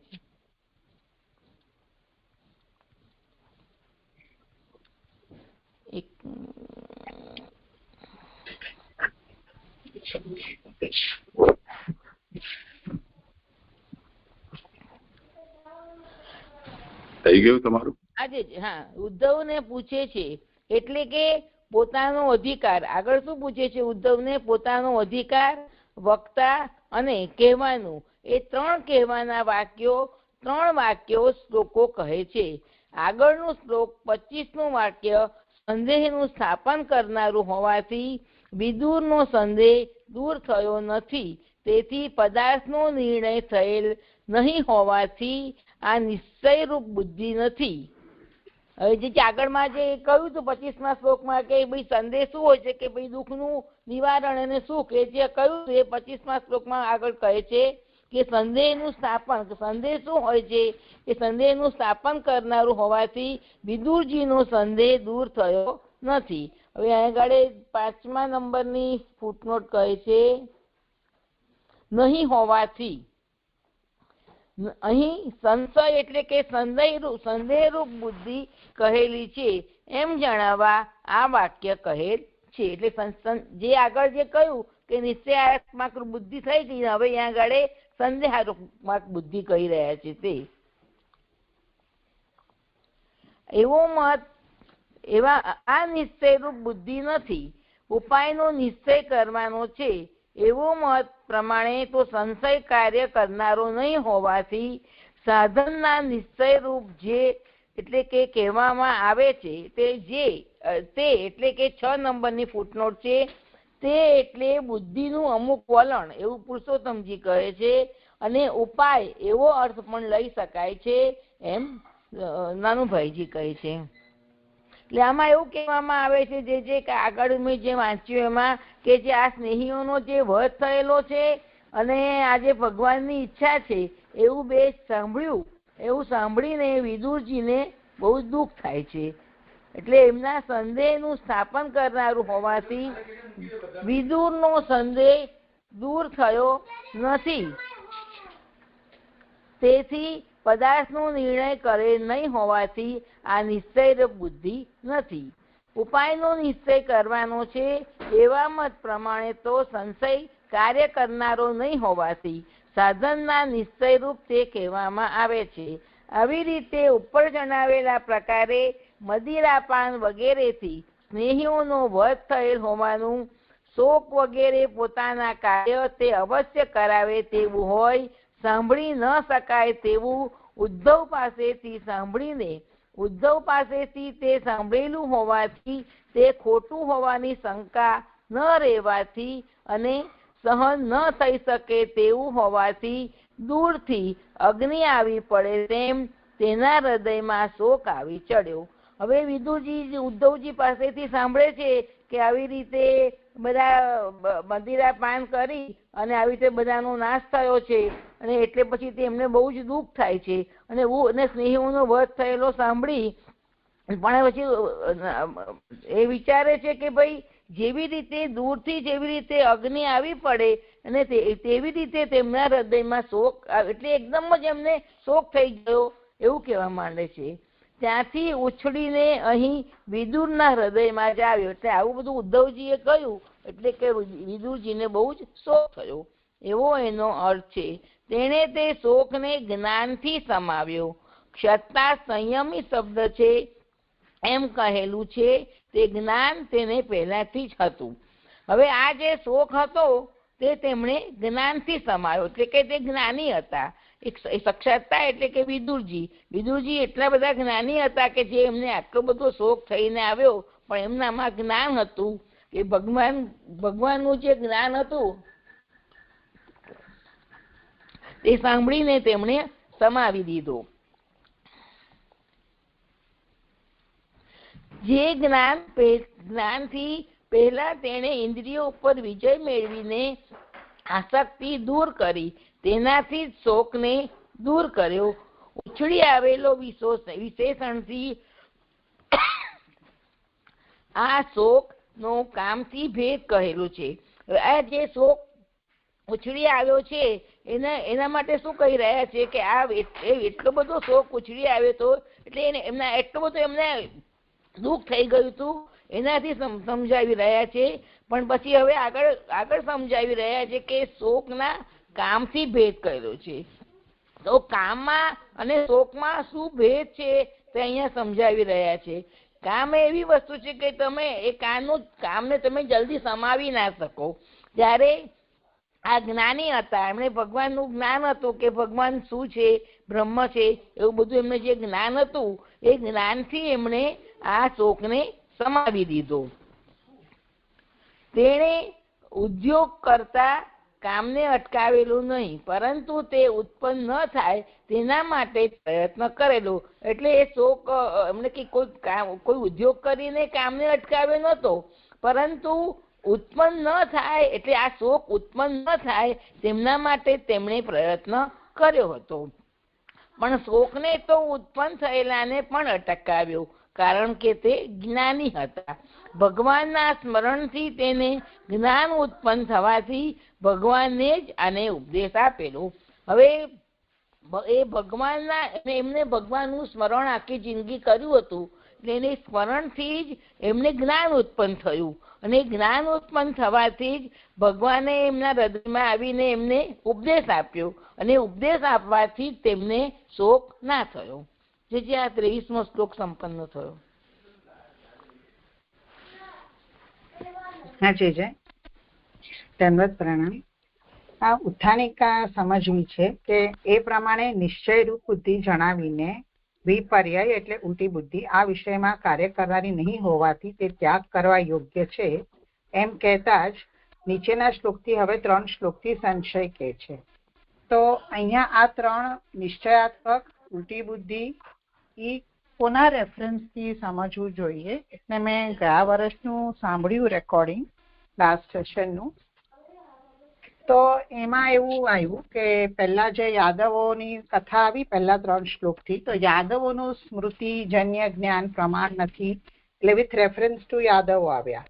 પછી જ્યાં નિશ્ચયરૂપી બુદ્ધિની વાત કરી તો ઉદ્ધવજીની થઈ. આ બધા એમના સવાલ જવાબ કરીને છેવટે 22મા શ્લોકમાં એની નિશ્ચય બુદ્ધિ થઈ. પછી ઉલટી બુદ્ધિ, તો પછી એવું ત્યાં ગયા વખતે ડિસ્કસ થયું હતું કે ઉલટી બુદ્ધિ આગળ પરીક્ષિતને થાય છે, એ 28મા શ્લોકમાં કેમ આવે છે.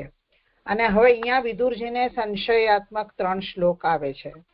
તો આ જે બધા બુદ્ધિના પ્રકાર આપણે પહેલા જ શ્લોકમાં ફૂટનોટમાં આવેલા ટાઈપ્સ ઓફ બુદ્ધિના, તો આ બધા અલગ અલગ લોકોનાથી આ સમજવાનું છે કે ફક્ત કોઈ એકની જ આ વાત છે, એટલે આઈધર ઉદ્ધવની કે વિદુરની, એ મેં સાંભળ્યું તો મને આ શંકા ઉપસ્થિત થઈ છે. તો આ કેવી રીતે આ સમજવું જોઈએ? શરૂઆતથી આપણે આ વાત જોઈએ જ છે ને, અહીંયા વિદુરના અધિકારને સિદ્ધ થવા માટે જ આ બધું ચાલી રહ્યું છે. કથા પ્રસંગનું જે વર્ણન છે એમાં જે વર્ણન ભલે ગમે તેનું પણ આવતું હોય, પરંતુ એમના તત્વોની શુદ્ધિ અહીંયા કરવામાં આવી રહી છે. તો વિદુરના સંદર્ભમાં આ બધું છે એમ સમજવા. હા, એ જેમાં સ્કંધાર્થમાં હતું ભૂતમાત્ર ઇન્દ્રિય ધી વિદુરની માટે, એ રેફરન્સથી જ હું સમજવાનો પ્રયત્ન કરું. તો જ્યારે સ્મૃતિરૂપ આગળની 3 શ્લોકમાં આવ્યું કે યાદવોની સ્મૃતિ આવી રીતે હતી, તો એમાંથી વિદુરને કેવી રીતે જોડાય? હવે આ નિશ્ચયરૂપ બુદ્ધિ ઉદ્ધવની સિદ્ધ વિદુર આ સાંભળી રહ્યો છે ને ઉદ્ધવ પાસેથી, એટલે વિદુરને થશે ને. તો જેમ આપણે સ્ટુડન્ટ હોય ને એ આવા એક્ઝામ્પલ્સ થી એમાંથી ગ્રહણ શું કરવાનું છે, એવી રીતે આ બધી કથાથી એને એ વિષય એનો પાકો થતો જાય છે, એવું સમજવાનું. ઓકે. અને અહીંયા જે 3 વિષય આવ્યા પછી 3rd લાઈનમાં સુબોધિનીમાં કે જ્ઞાની થઈને સંદેહ દૂર કરવા માટે જ વિષય ઉદ્ધવને પૂછે છે, એટલે પોતાનો અધિકાર વક્તા અને કહેવાનું, એ 3 શ્લોકથી આ વાત કહે છે. તો એ જરાક સ્પેસિફાય કરવું હતું કે કેવી રીતે અધિકાર છે, કેવી રીતે વક્તા છે ને કહેવાનું. એટલે આમ નોર્મલ આ ન લખ્યું હોય ને તો આપણને એવું ક્લિયર નથી થતું. એટલે મહાપ્રભુજી કહે છે એટલે જ સમજવાનું કે કંઈક સમજાય છે અધિકાર વક્તા અને કહેવાનું, એ 3 વાક્ય 3 શ્લોકથી. શ્લોક હજી ચાલ્યા જ ક્યાં છે? ચાલે પછી નક્કી થાય ના. 23માં તો આવ્યું ને પોતાનો અધિકાર, એટલે એમને શોક સમાવ્યો, એ તો થઈ ગયો ને. એટલે શોક સમાવ્યો એટલે જ એનો અધિકાર સિદ્ધ થયો એમ કેવું. હા. અને આ 25મા શ્લોકનું કહ્યું છે ને આગળ 25માનું વાક્ય સંદેહ સ્થાપન કરવાનું હોવાથી વિદુરનો સંદેહ દૂર થયો નથી. તો એ 25માં આવશે ત્યારે પૂછું સંદેહ કેવી રીતે થયો છે. જી હા, ભલે. પ્રણામજી.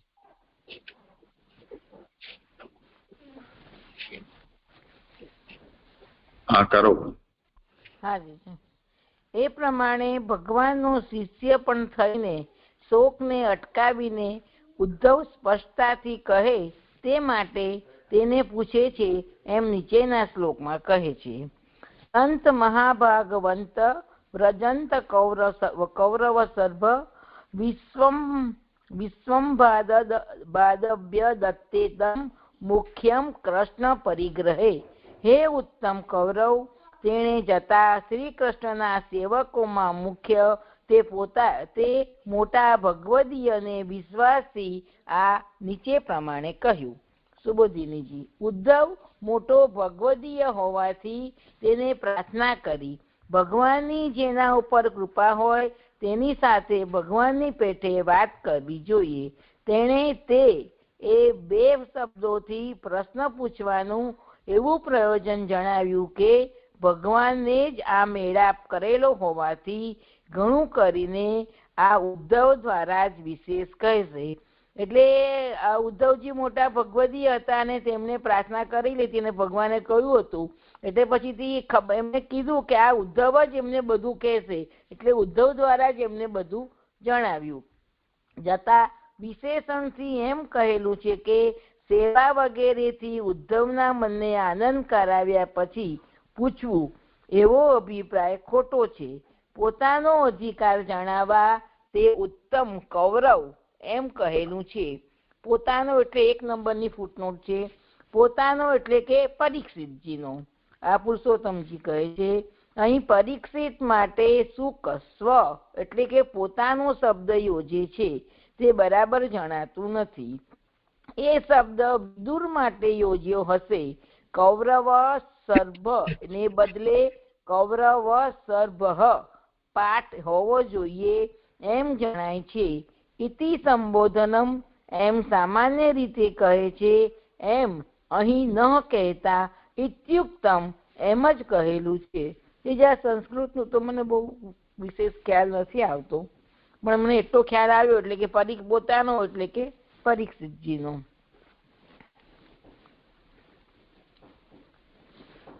હે ઉત્તમ કૌરવ એમ કહેલું છે. બંને એક સ્વામી શ્રી કૃષ્ણના સેવક હોવાથી અને તેમનામાં પહેલાનો પ્રેમ હોવાથી પૂછવામાં આવે ત્યારે ઉદ્ધવ કહેશે એવો વિદુર વિશ્વંભઃ વિશ્વાસ કર્યો. હવે આ બંને જણ જ ભક્ત હતા પહેલાથી. કૃષ્ણ પણ ઉદ્ધવજી બી ભક્ત હતા, કૃષ્ણના સેવક હતા, અને વિદુરજી બી સેવક હતા. પણ એમને જયારે પૂછવામાં આવશે ત્યારે જ ઉદ્ધવજી કહેશે એવું હતું. એટલે કે વિદુર કેવા હતા? એટલે વિદુરજીને વિશ્વાસ હતો કે આ વિદુરજીને વિશ્વાસ હતો કે આ સ્નેહને લીધે એવો નિશ્ચય કર્યો, અને આ એટલે કે 25મા શ્લોકમાં કહેવામાં આવશે. અને એમને વિશ્વાસ હતો એ 25મા શ્લોકમાં કહેવામાં આવશે. છતાં પણ ભગવાનના ભક્ત વિદુર બીજાની કેમ પ્રાર્થના કરે? તો પછી ભગવાનના ભક્ત વિદુરજી છે તો બીજાની શું પ્રાર્થના કરે એવી શંકા થાય. તેથી શ્રી કૃષ્ણના સેવકોમાં મુખ્ય શબ્દ કહેલો છે. એવી શંકા થાય તો શું કહેલું છે કે આ ઉદ્ધવજી કૃષ્ણના સેવકોમાં મુખ્ય હતા. ભગવાને જેટલા સેવકોને સ્વીકાર્યા તેઓમાં ઉદ્ધવ મુખ્ય હોવાથી તેવાની પ્રાર્થના કરવામાં ભક્તિનો કોઈ પણ જરાય વિરોધ થતો નથી એવો અર્થ છે. ભગવાન અને ભગવાનના ભક્તમાં કોઈ ફેર નથી. એટલે કે ભગવાને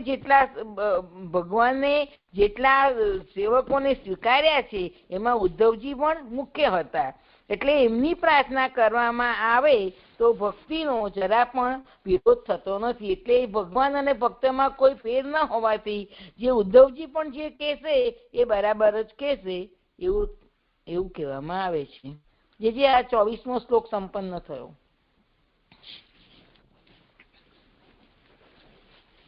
આમાં પરીક્ષિત ને ટિપ્પણીમાં જે વિવાદ છે ને એમાં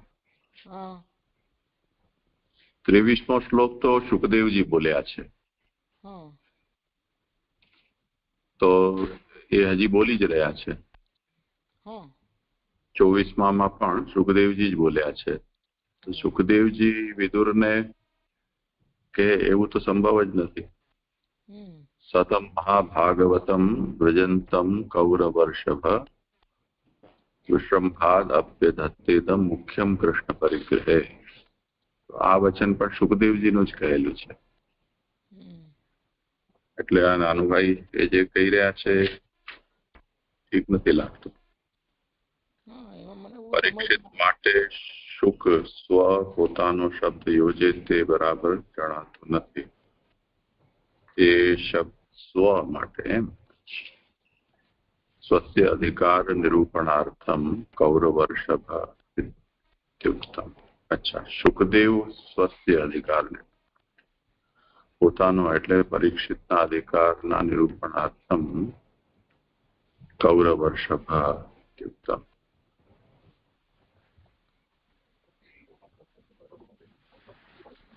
મને બહુ સમજ નથી પડતી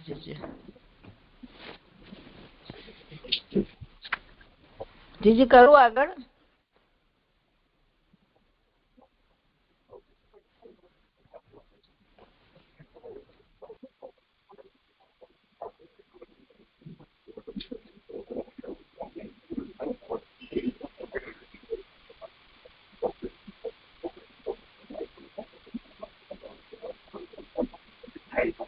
એટલે સુખદેવજી હવે એમ આ જે ઉદ્ધવજીનો પ્રસંગ થયો એના સંબંધમાં શું કહ્યું કે ઉદ્ધવ પાસેથી સ્નેહીઓનો સહન ન થઈ શકે એવો વદ સાંભળીને તેનાથી ઉછળી આવેલો શોક જ્ઞાની વિદુરે જ્ઞાનથી શમાવ્યો.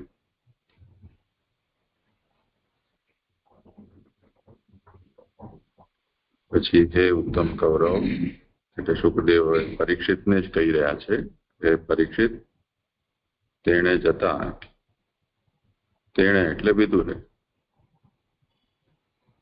જતા શ્રી કૃષ્ણના સેવકમાં મુખ્ય તે મોટા ભગવદીએ ઉદ્ધવને વિશ્વાસથી નીચે પ્રમાણે કહ્યું. તો કૌરવર્ષભ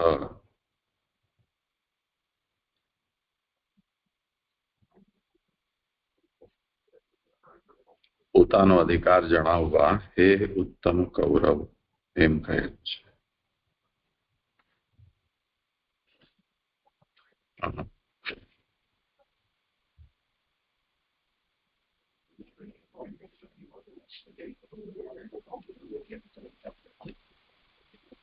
આટલી આ સંધિ કેવી રીતે જરાક છૂટી પાડ્યા? વિશ્રમ ભાગ અભ્યદત્તા છે. અભ્યદત્તે ઇદમ ઇદમ.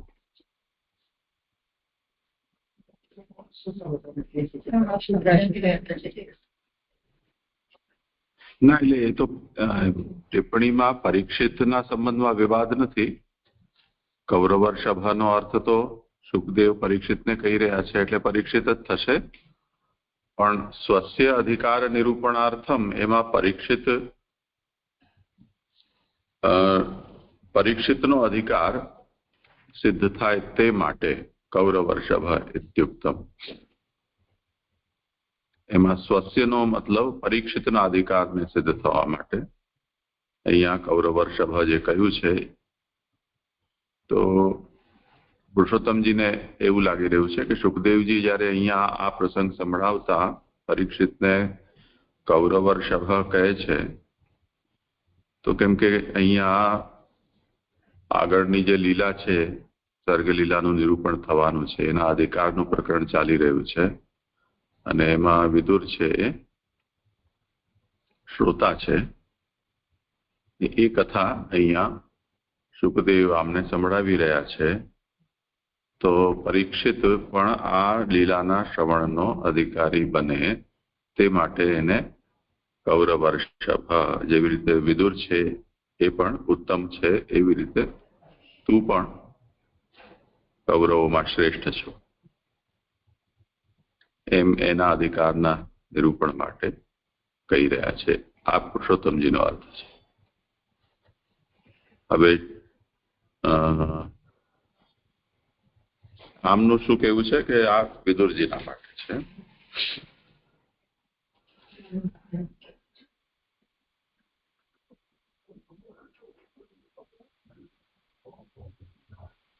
બીજું આમાં અમને એમ લાગે છે કે આ જે કૌરવર્ષભ એ સંબોધન ન હોય ને પ્રથમાંત પદ છે.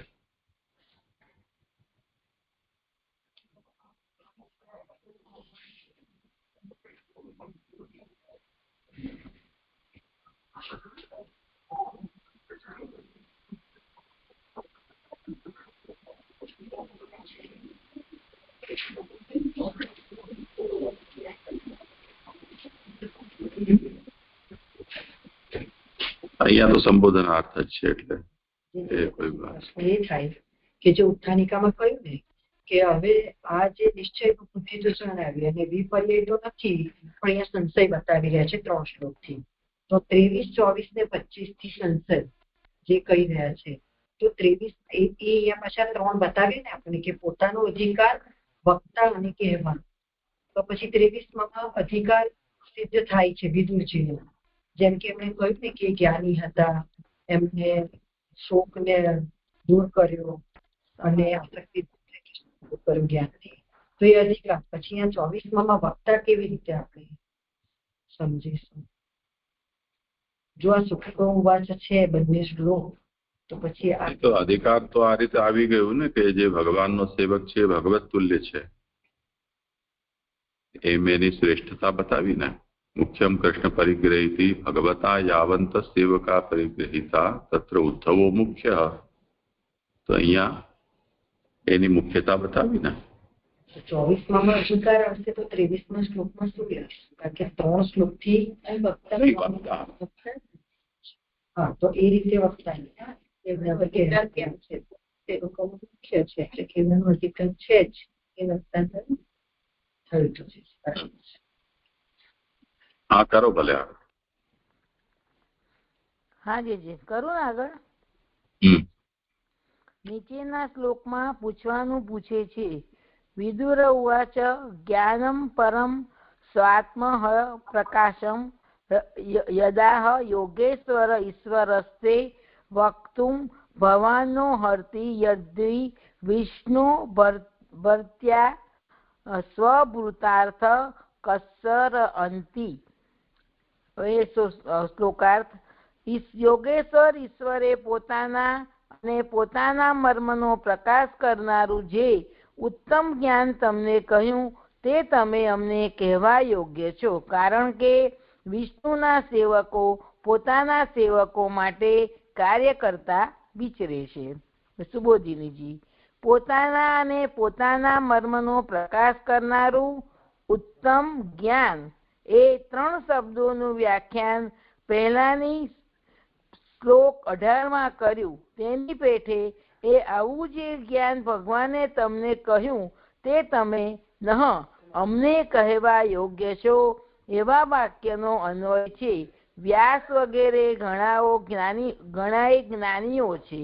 મને શા માટે એમ પ્રાર્થના કરે છે એવી શંકા થાય. તેથી આ જ્ઞાન કોઈ પણ જાણતું નથી એવા પ્રાર્થના કરવા કારણ બનેલ યોગેશ્વર ઈશ્વરે તે 2 શબ્દો કહેલા છે.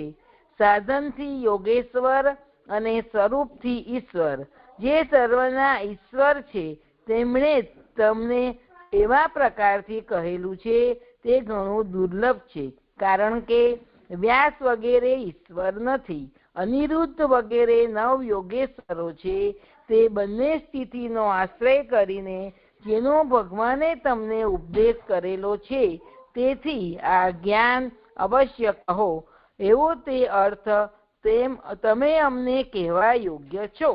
શબ્દોથી કહેલ છે જેવા ભગવાન તેવા તમે, જેવા તમે તેવો હું. તેથી જેમ તેવો ભગવાનનો અને તમારો સંબંધ થતા ભગવાનને ન કહેવા જેવું જ્ઞાન પણ તમને કહ્યું તમે 2 વખત છે તેમ તમે પણ મને એવો અર્થ કહો. આમાં 1 નંબરની ફૂટનોટ છે તમે તેવો. જેવા ભગવાન ઉપદેશ કરનારા હતા તેવા તમે ઉપદેશ કરનારા અને જેવા તમે જ્ઞાન ગ્રહણ કરનારા હતા તેવો હું છું એવો અર્થ છે. ભગવાન ભક્તોના ઉદ્ધાર માટે પ્રયાસ કરે છે અને સ્વતંત્ર છે. તેથી તે ભલે ઉપદેશ કરે મારાથી તો તે કેમ થઈ શકે એવો પ્રશ્ન થાય. તેથી વિષ્ણુના સેવકો પોતાના સેવકો માટે કાર્ય કરતા વિચરે છે. શબ્દો કહેલા છે યદ કારણ કે સેવકોમાં સ્વામીની સમાન ગુણો હોવાથી વિષ્ણુના સેવકો જેમ સ્વામી સેવકોનો ઉદ્ધાર કરનાર છે એવી રીતે સેવકો પણ પોતાના સેવકો માટે જ કાર્ય કરે છે. જેમના તેવા જ થઈને પોતાના સેવકોને શોધવા વિચરે છે. કેટલો મોટો શબ્દ હતો જે છે. એટલે જેવી રીતે ભગવાનમાં ભક્તોના ઉદ્ધાર કરવા માટેનો પ્રયાસ કરે છે અને તે માટે તે સ્વતંત્ર હોય છે તેવી રીતે તે ભલે જ ઉપદેશ કરે પણ તે મારાથી કેવી રીતે ઉપદેશ થાય આવી રીતે ઉદ્ધવજી કહી રહ્યા છે. તો એવો પ્રશ્ન થાય તો તેથી વિષ્ણુના સેવકો પણ પોતાના એટલે કે હવે આગળ કહી રહ્યા છે કે જે વિષ્ણુના સેવકો છે એ તો પોતાના સેવકો માટે જ કાર્ય કરતા ફરે છે એ શબ્દ કહેલા છે. કારણ કે યત શબ્દ મૂળમાં જે યત છે તમે યત, કારણ કે સેવકોમાં સ્વામીની સમાન, જે સેવકો હોય છે ભગવાનના સેવકો હોય એમની અંદર સ્વામીની સમાન જ ગુણો હોવાથી વિષ્ણુના સેવકો જેમ સ્વામીના સેવકોને ઉદ્ધાર કરનારા હોય છે તેવી રીતે સેવકો પણ પોતાના સેવકો માટે જ કાર્ય કરે છે. એટલે જેવી રીતે ભગવાનના સેવકો જે વિષ્ણુના સેવકો છે તે સ્વામીના સેવકોના ઉદ્ધાર કરનારા હોય છે, એવી જ રીતે સેવકો પણ પોતાના સેવકો માટે જ કાર્ય કરે છે. જેમના તેવા જ થઈને પોતાના સેવકોને એ જેમના તેવા જ એટલે કે જે પોતે છે એવા જ થઈને પોતાના સેવકોને શોધવા માટે ફરે છે. જો તેમ ન હોય તો એ ભગવદીય હોવાથી જ કૃતાર્થ થયેલા હોય. શા માટે તેમ સર્વ ભમ્યા કરે? જો તે એવી રીતે ભગવદીય ન હોય તો તે પોતે કૃતાર્થ થયેલા હોય તો શા માટે તે બીજી બધા સર્વ જગ્યાએ ફર્યા કરે છે, વિચરે છે? એવો પ્રશ્ન થાય. તેથી કહે છે કે ભગવાનનું સ્મરણ થવાથી વિદુરના મનમાં એમ સૂઝેલું છે કે ભગવાને જ્ઞાનનો ઉપદેશ કરવા જ ઉદ્ધવનું મુસલથી રક્ષણ કરેલું છે. તો હવે વિદુરજીને એવું થાય છે કે આ જે મુસલથી જે ઉદ્ધવજીનું રક્ષણ થયું છે તો શેના માટે થયું છે? કે ભગવાને જે એમને જ્ઞાનનો ઉપદેશ કર્યો છે એ જ્ઞાનનો ઉપદેશ કરવા માટે જ તે ભગવાનની આજ્ઞાથી જ એમનું રક્ષણ કરેલું છે. તેથી ભગવાનની આજ્ઞાથી જ ત્યાં આવતા એટલે કે આવેલા ઉદ્ધવને પણ પોતાના સેવકો માટે કાર્ય કરતા વિચરે છે તેમ કહેલું છે. 25મો શ્લોક સંપૂર્ણ. જે આમાં ઈશ્વર અને યોગેશ્વર કહ્યા છે જે એમાં યોગેશ્વરો જે છે એ મેં શોધ્યા છે. બોલું છે? અચ્છા, એના નામ બોલવાના છે? હા જી એમના નામ મેં જોયા છે. બોલી દો. એકાદશ ખંડમાં 9 યોગેશ્વરો કહેલા છે. એમાં પહેલા કવિજી યોગેશ્વરજી, બીજા હરિજી યોગેશ્વરજી, ત્રીજા અંતરિક્ષજી યોગેશ્વરજી, ચોથા પ્રબુદ્ધજી, પાંચમા પીપલાયનજી, ચોથા અવિહોત્રજી, છઠ્ઠા સાતમા દ્રુમિલનજી, પછી આઠમા ચમસજી અને 9મા કરભાજનજી. આ યોગેશ્વરો જે મને મળ્યા છે થોડા, મેં થોડો પ્રયત્ન કર્યો છે અને આ મારો શ્લોક હવે સંપન્ન થયો. આ શ્લોકમાં બહુ સરસ સમજાવવામાં આવ્યું છે કે શા માટે આવી રીતે ઉદ્ધવજીને એ માટે કહી રહ્યા છે. તો કહે છે કે જેવી રીતે ભગવાન હોય છે એવી રીતે જ એમના ભગવદીય હોય છે અને જેવી રીતે મુસળથી નું રક્ષણ શા માટે ભગવાને કર્યું? તો કે જે આ બધા ભક્તો હોય છે એમના માટે જ એમને એમનું રક્ષણ કરેલું છે ને તેમને આ બધું કહેવા માટે જે બધે આખા એમાં વિચર્યા કરે છે. તમે પણ જેમ અમેરિકામાં વિચરો છો ત્યાં કરજો આવું કંઈક. ના જે બસ આપની કૃપાથી આટલું તો કરીએ છીએ, સત્સંગ સાંભળીએ છીએ, બીજું તો શું કરીએ? અહીં તો બધા આવું કંઈક કરો. ત્યાં કોઈ વિદુર જેવું મળે તો તમે કઈ ઉદ્ધવજીની જેમ કરો. સારું, આપની કૃપા. પ્રભુજીએ નામ નતા લખ્યા યોગેશ્વરોના, તમે શોધી બતાવ્યા ને તો આ કેટલો મોટો ઉપકાર છે. ના જે ના આપની કૃપાથી જે કશું અમે તો કરી શકતા નથી. સારું, કઈ હોય વિચાર. લાસ્ટ ટાઈમ અનિરુદ્ધ વગેરે 9 યોગેશ્વરમાં આપે કહેલું કે આ 9 યોગેશ્વરમાં અનિરુદ્ધ નામ નથી. એટલે અમને જે વાંચ્યા ને એમાં આ વ્યક્તિ એટલે આ અલગ છે કોઈ, એવું આપે લાસ્ટ ટાઈમ કહેલું હતું. એ કહેતી હતી. અને હવે આ 23મા શ્લોકમાં જે કહ્યું ને કે 25મા શ્લોકનું વાક્ય સંદેહ સ્થાપન કરનાર હોવાથી વિદુરનો સંદેહ દૂર થયો નથી. તેથી પદાર્થનો નિર્ણય થઈ નહીં હોવાથી નિશ્ચયરૂપ બુદ્ધિ નથી. હવે 25માં તો જોઈએ તો એક સિમ્પલ કહી રહ્યા છે કે આપ અમને આવું કયો ભગવાનના મર્મને પ્રકાશ કરનાર. તેમાં સંદેહ મીન્સ હું ડાઉટ સમજુ છું. તો એ ડાઉટ ક્યાં ઉત્પન્ન કરે છે એ ન સમજ પડી.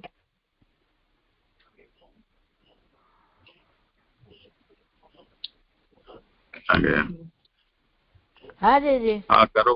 હા જે એમને સંદેહ નથી થતો, પણ એ એવું વિચારીએ એમની સંદેહાત્મક બુદ્ધિ નથી થતી, પણ એમની જે બુદ્ધિ છે એના લીધે તો એ એવું વિચારે છે કે ભાઈ હવે આજે એમનું આજે એમના મનમાં હતું કે ભાઈ આ ઉદ્ધવજી પાસેથી હું કેમ સાંભળું, પણ ઉદ્ધવજી કેવા છે તેમને ભગવાનનું જે જ્ઞાન હતું અને ભગવાને તેમને જ્ઞાન આપ્યું એનાથી એમની આ સંદેહાત્મક બુદ્ધિ દૂર થઈ, તેમને સંદેહ ના થયો.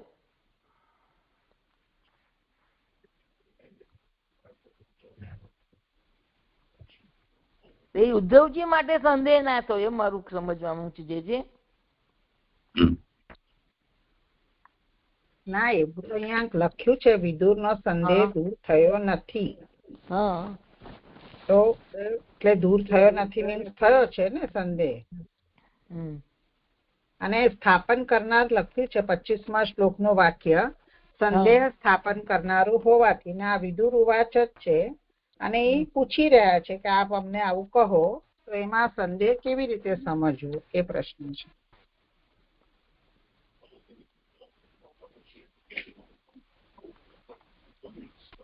એટલે મને તો એવું લાગ્યું કે એમના મનમાં સંદેહ પેલા એક વખત થયો કે આ કોણ હશે, એમના પાસેથી હું સાંભળું કેવી રીતે, પણ પછીથી જયારે એમને ભગવાને એમના પર કૃપા કરીને ભગવાને એમને બધું જ્ઞાન આપ્યું એનાથી એમને એમનું એવું થયું કે ના ભાઈ હવે આ જે હું સાંભળવા માંગુ છું જે ઉદ્ધવજી છે એ યોગ્ય જ છે, કારણ કે આવી રીતે ભગવાનના સેવકો ભગવાનના કામ કરવા માટે વિચરે છે.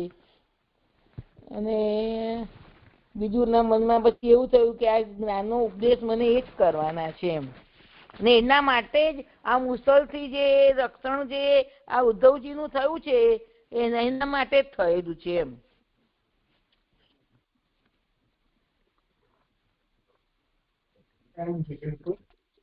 એટલે મેં એવું મને સમજાય છે કે જયારે ઉદ્ધવજીને જે મોહ ને વચનથી થયું ભગવાનના વચનથી, તો એ બધો જ વૃત્તાંત ઉદ્ધવજીએ વિદુરને જણાવ્યો કે આવી રીતે મને પણ સંદેહ થયો હતો, મને મોહ થયો હતો, પણ પ્રભુએ પછી પોતાની ઉત્તમ સ્થિતિનો મને ઉપદેશ આપ્યો, એનાથી હવે હું સર્વ સંદેહ નિવૃત્ત થયો અને મારી નિશ્ચયરૂપ બુદ્ધિ થઈ. પણ આટલું કહેવા છતાં પણ વિદુરજીનો સંદેહ રહ્યો છે, એમની નિશ્ચયાત્મક બુદ્ધિ ન થઈ.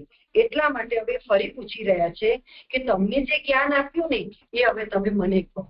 એટલે હજી એમને સંશય છે, એટલા માટે આ પૂછી રહ્યા હોય એવું નીચે જે લાગે છે. એટલે પર્ટિક્યુલર આ 25મા શ્લોકના શબ્દાર્થથી સંદેહ નથી, પણ પૂછે છે એટલે આપણે સમજી જવું જોઈએ કે એમનો સંદેહ થયો દૂર નથી થયો એવું કહો છો ને. એટલે જ કે છે ને અહીંયા નીચે પહેલા પેરેગ્રાફમાં કે ભગવાનનો અને તમારો સંબંધ થતા ભગવાને ન કહેવા જેવું જ્ઞાન પણ તમને કહ્યું, તેમ તમે પણ મને કહો, એ જ્ઞાન મને તમે કહો એમ. એટલે હજી સંદેહ છે એટલે માગી રહ્યા છે એ જ્ઞાન. જે દંડવત પ્રણામ કંઈક કહું. મૂળમાં જ આ વાત કહેલી છે ને, 23માં આ વાત નિરૂપણ થઈ ગઈ.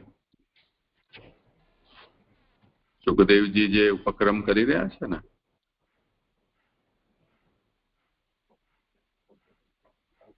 જુઓ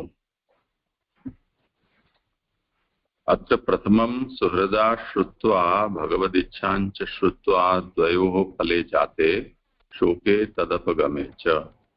શોક પણ થયો અને શોક નિવૃત્ત પણ થયો, પછી એમને જ્ઞાન પ્રાપ્ત થયું.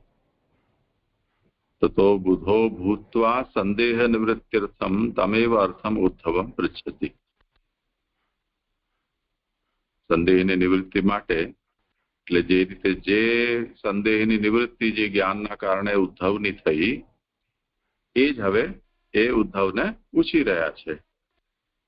એટલે સ્વાધિકારક વક્તૃત્વાચ્ય નિરૂપણાદ વાક્યત્રયમ, એટલા માટે આ 3 શ્લોક આવી રહ્યા છે. પછી પ્રશ્ન એ થયો કે ભાઈ આમાં ક્યાં સંદેહ છે? સંદેહસ્ય અનિવૃત્તત્વાત અગ્રિમ વાક્યમ સંદેહ સ્થાપકમ इति नेयम बुद्धि निश्चय रूपा पदार्थस्य अनिर्धारितत्वा. અહીંયા સંદેહ નિવૃત્ત નથી થયો એટલે જ તો આગળના 3 વચનો આવ્યા છે એ સંદેહના સ્થાપક છે. એનાથી એ નિશ્ચય થયો કે આ બુદ્ધિ છે નિશ્ચય રૂપા નથી, કેમ કે હજી પદાર્થનું નિર્ધારણ થઈ શક્યું નથી.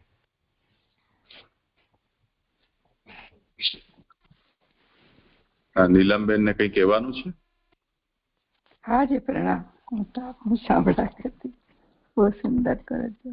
આજે બીજા શ્લોકમાં આપે કીધું કે વક્તા તરીકે વિદુરજી આવે. આમાં અહીંયા જે 24મા શ્લોકમાં આપ ત્યાં બોલ્યા પણ મને નથી સમજાવ્યું અહીંયા કે આ 24મો શ્લોક વક્તા તરીકે કઈ રીતે ગણાય. સુનીતાબેને પ્રશ્ન કરેલો ને એમાં કંઈક જવાબ આવ્યો પણ મને નથી ખ્યાલ આવ્યો. પ્રણામજી. વિદુરજીએ કહ્યું ને એટલે વિદુરજી વક્તા થયા ને એમ. આ 23મા શ્લોકમાં વિદુરજીનો અધિકાર બતાવ્યો.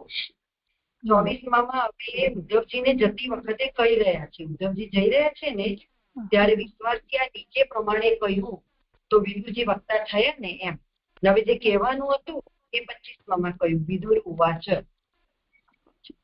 હા એ રીતે એટલે વિદુરજી કહી રહ્યા છે એ રીતે જ વક્તા લેવાનું. મને એમ કે કહેશે તો ઉદ્ધવજી ને એટલે ઉદ્ધવજી વક્તા આવશે ને વિદુરજી શ્રોતા. હા થઈ ગયું છે. પ્રણામ. કહી રહ્યા છે તો ઉદ્ધવજી ને પણ એ જવાબ નથી આપતા કારણ કે હવેના શ્લોકમાં કે છે કે આપને તો આજ્ઞા ભગવાને કરી છે એટલે હવે તમને મૈત્રી કહેશે. આ જે કઈ સંશયનું અત્યારે ચર્ચા થઈ ને એ જ્ઞાન મને આપો.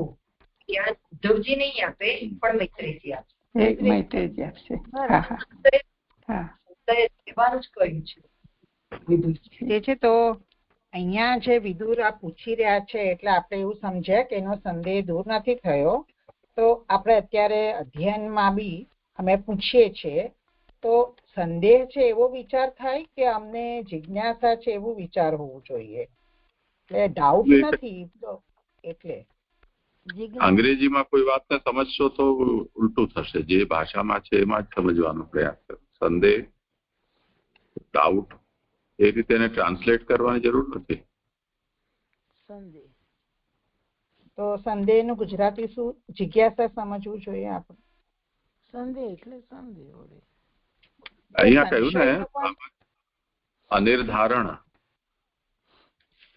સંદેહ નો મતલબ અનિર્ધારણ. હા હવે બરાબર.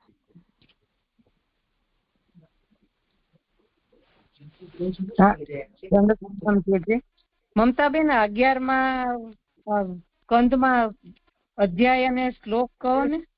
1 મિનિટ કહું. હા પ્રણામજી.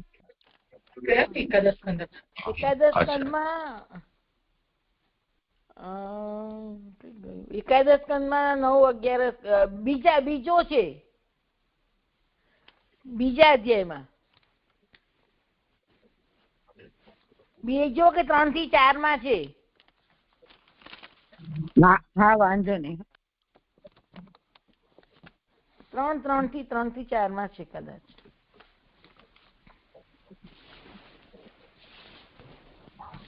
મને તો એ જ લાગે છે. કીધું ભલે નથી એમણે, પરંતુ વક્તા તરીકે જ સમજવું પડશે. જેવી રીતે ભાગવતની પરંપરામાં બ્રહ્માથી નારદ અને નારદથી વ્યાસ, વ્યાસથી શુક. હવે નારદે કીધું નથી તેમ છતાં પણ નારદને આપણે એમાં કાઉન્ટ કરીએ છીએ.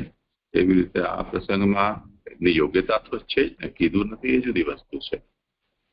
આ વિષયમાં વક્તા તો વિદુરજી થયા ને કારણ કે અહીંયા જે સંશય આપ્યો છે તો સંશયમાં 23માં પોતાનો અધિકાર બતાવ્યો કોણે? વિદુરજીએ. એટલે સુખદેવજી કહી રહ્યા છે. હવે જે કહેશે ને તો જતી વખતે જે ઉદ્ધવજીને કહેશે તો એ વિશ્વાસથી આ નીચે પ્રમાણે કહ્યું તો કોણે કહ્યું? તો વિદુરજી ઉદ્ધવજીને કહી રહ્યા છે. એટલે અહીંયા એ પોતે વક્તા બન્યા વિદુરજી ઉદ્ધવજીને કહેવા. અને જે કહેવાનું હતું એ પછી આપણે આ 25ના શ્લોકમાં કહ્યું. હવે ઉદ્ધવજી કહેશે કે આનો વિષય હું નહીં કહું પણ મૈત્રેય કહેશે. એટલે મને એવું લાગ્યું કે અહીંયા વક્તા વિદુરજી કહી રહ્યા છે. વિદુરજીને કહી રહ્યા છે. બંનેમાં છે ને જો એમ કે છે કે વિદુરજીનો અધિકાર પહેલા 23માં કર્યો અને એ અધિકાર છે એટલે એને સંશય થઈ રહ્યો છે તો કહેવું જોઈએ. એવી રીતે આપણને અધિકાર આપણે જો જોઈએ તો એવી રીતે આપણને સમજાય. ત્યાર પછી વક્તા એટલે અહીંયા ઉદ્ધવજી જે છે એને અહીંયા વિદુરજી કહી રહ્યા છે કે બીજાની કેમ પ્રાર્થના કરે, બીજાને ભગવાનના ભક્ત છે તો ભગવાન એમના પ્રાર્થના કરે, બીજા પાસેથી શું કામ એમ કે તમે મને કહો. તો શ્રી કૃષ્ણના સેવકોમાં મુખ્ય જે ઉદ્ધવજી છે એટલે એમને પ્રાર્થના કરે છે કે તમે કહો. એ જે કહી રહ્યા છે તો એ અર્થમાં ઉદ્ધવજી અહીંયા મને એવું લાગે છે કે તમે વક્તા બનો એમ, તમે વક્તા બનો એવી રીતે કે તમે મને કહો એમ, તમે વક્તા બનો એમ પોતાને તો વાક્યમાં કેવું હોય. અને અહીંયા પણ એમ કીધું કે અમને કહેવા યોગ્ય છો. 25મા શ્લોકમાં પણ એ રીતે જ કહે છે, નહીં તો ભગવદીઓ છે એમને તો પૂર્ણ જ્ઞાન છે, પૂર્ણ ભક્તિ છે, તે શું કામ વિચરણ કરે. તો તમે એવા ભગવદીઓ છે જેમ પહેલામાં આપણે સૂતજી અને સૌનકજીના સંવાદમાં પણ એવી રીતે સમજ્યા હતા ને કે સૌનકજી એમ કહે છે કે અમે સાંભળવાને યોગ્ય છે અને તમે કહેવાને યોગ્ય છો, તો તમે અમને કહો એમ કરીને બધા ગુણ બતાવે છે સૂતજીના. તો એ વક્તા તરીકે તો સૂતજીને સ્થાપિત કર્યા છે ત્યાં. એવી રીતે અહીંયા પણ ઉદ્ધવજીને સ્થાપિત કરી રહ્યા હોય ને એવું જ લાગે, એવું મને સમજાય છે. અને જે ત્રીજો નંબર જે હતો ને આ તો થયું પોતાનો અધિકાર એટલે વિદુરથી 23મો શ્લોક, વક્તાથી જે આપણે સમજાય રીતે ઉદ્ધવજી. અને ત્રીજું જે કહેવાનું એ જે ભગવત જ્ઞાન આપ મને કહો એમ જે વિદુરજી કહી રહ્યા છે એટલે કહેવાનું એટલે ભગવત જ્ઞાન છે લેવાનું. ત્રીજા નંબરમાં કહેવાનું એટલે ભગવાન જ્ઞાનમ પરમ સ્વાત્મરઃ પ્રકાશમ યદાહ યોગેશ્વરેશ્વરસ્તે. યોગેશ્વરના ઈશ્વરે જે તમને આત્મરહ પ્રકાશક પરમ જ્ઞાન કહ્યું તે મને કહો. એમાં ભક્ત ગમ્ય જે નામ છે ને એ અહીંયા વધારે સુટેબલ લાગે છે. વિષ્ણુના સેવકો પોતાના સેવકો માટે કાર્ય કરતા વિચારે છે તો એ ભક્ત ગમ્ય અધિકાર પરમ દિવસે આપણે મને સમજાવ્યું હતું કે ભક્તોથી પ્રાપ્ત કરવા યોગ્ય. તો એમાં અહીંયા તો શબ્દ જ આપી રહ્યા છે તો મને અહીંયા વધારે યોગ્ય લાગે છે. આપો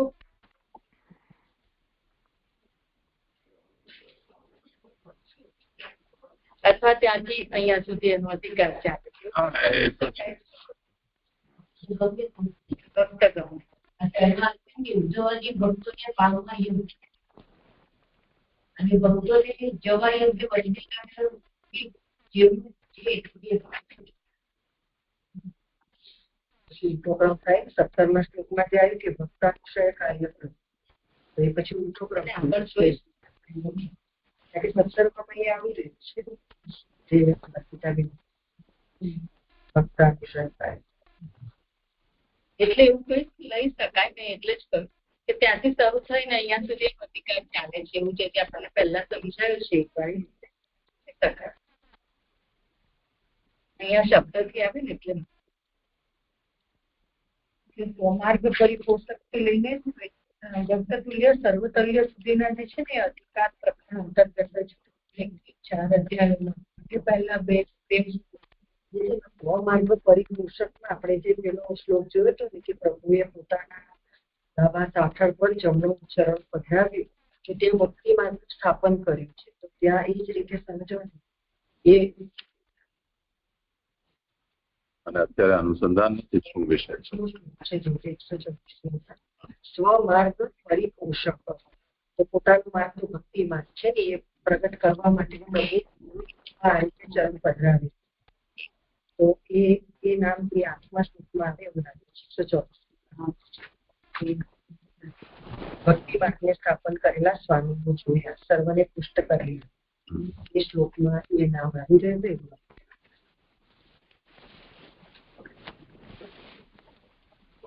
એવું ચોથામાં છે ને આપણે ત્રીજા અધ્યાયમાં કરેલું છે અધ્યાયમાં પણ ચોથા અધ્યાયમાં જે 8મો શ્લોક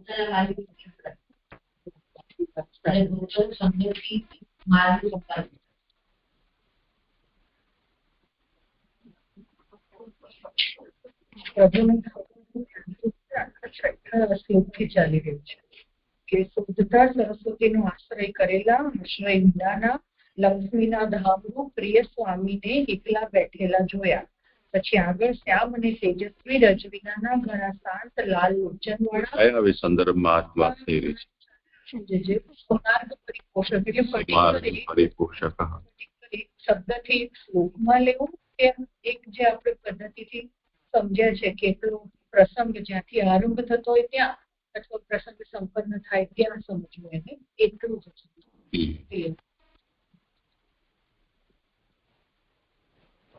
કારણ કે તો છેક સુધી એ વાત આવી રહી છે કે આવા સ્વામીને જોયા એ તો બરાબર સ્વામીને જોઈએ તો બરાબર પણ જે જમ્મુ ચરણ જે પધરાવ્યું ને એ એટલા માટે પધરાવ્યું કે ભક્તિ માર્ગ એટલા માટે મેં સ્કૂલમાં વાત સ્વામીને સ્થાપન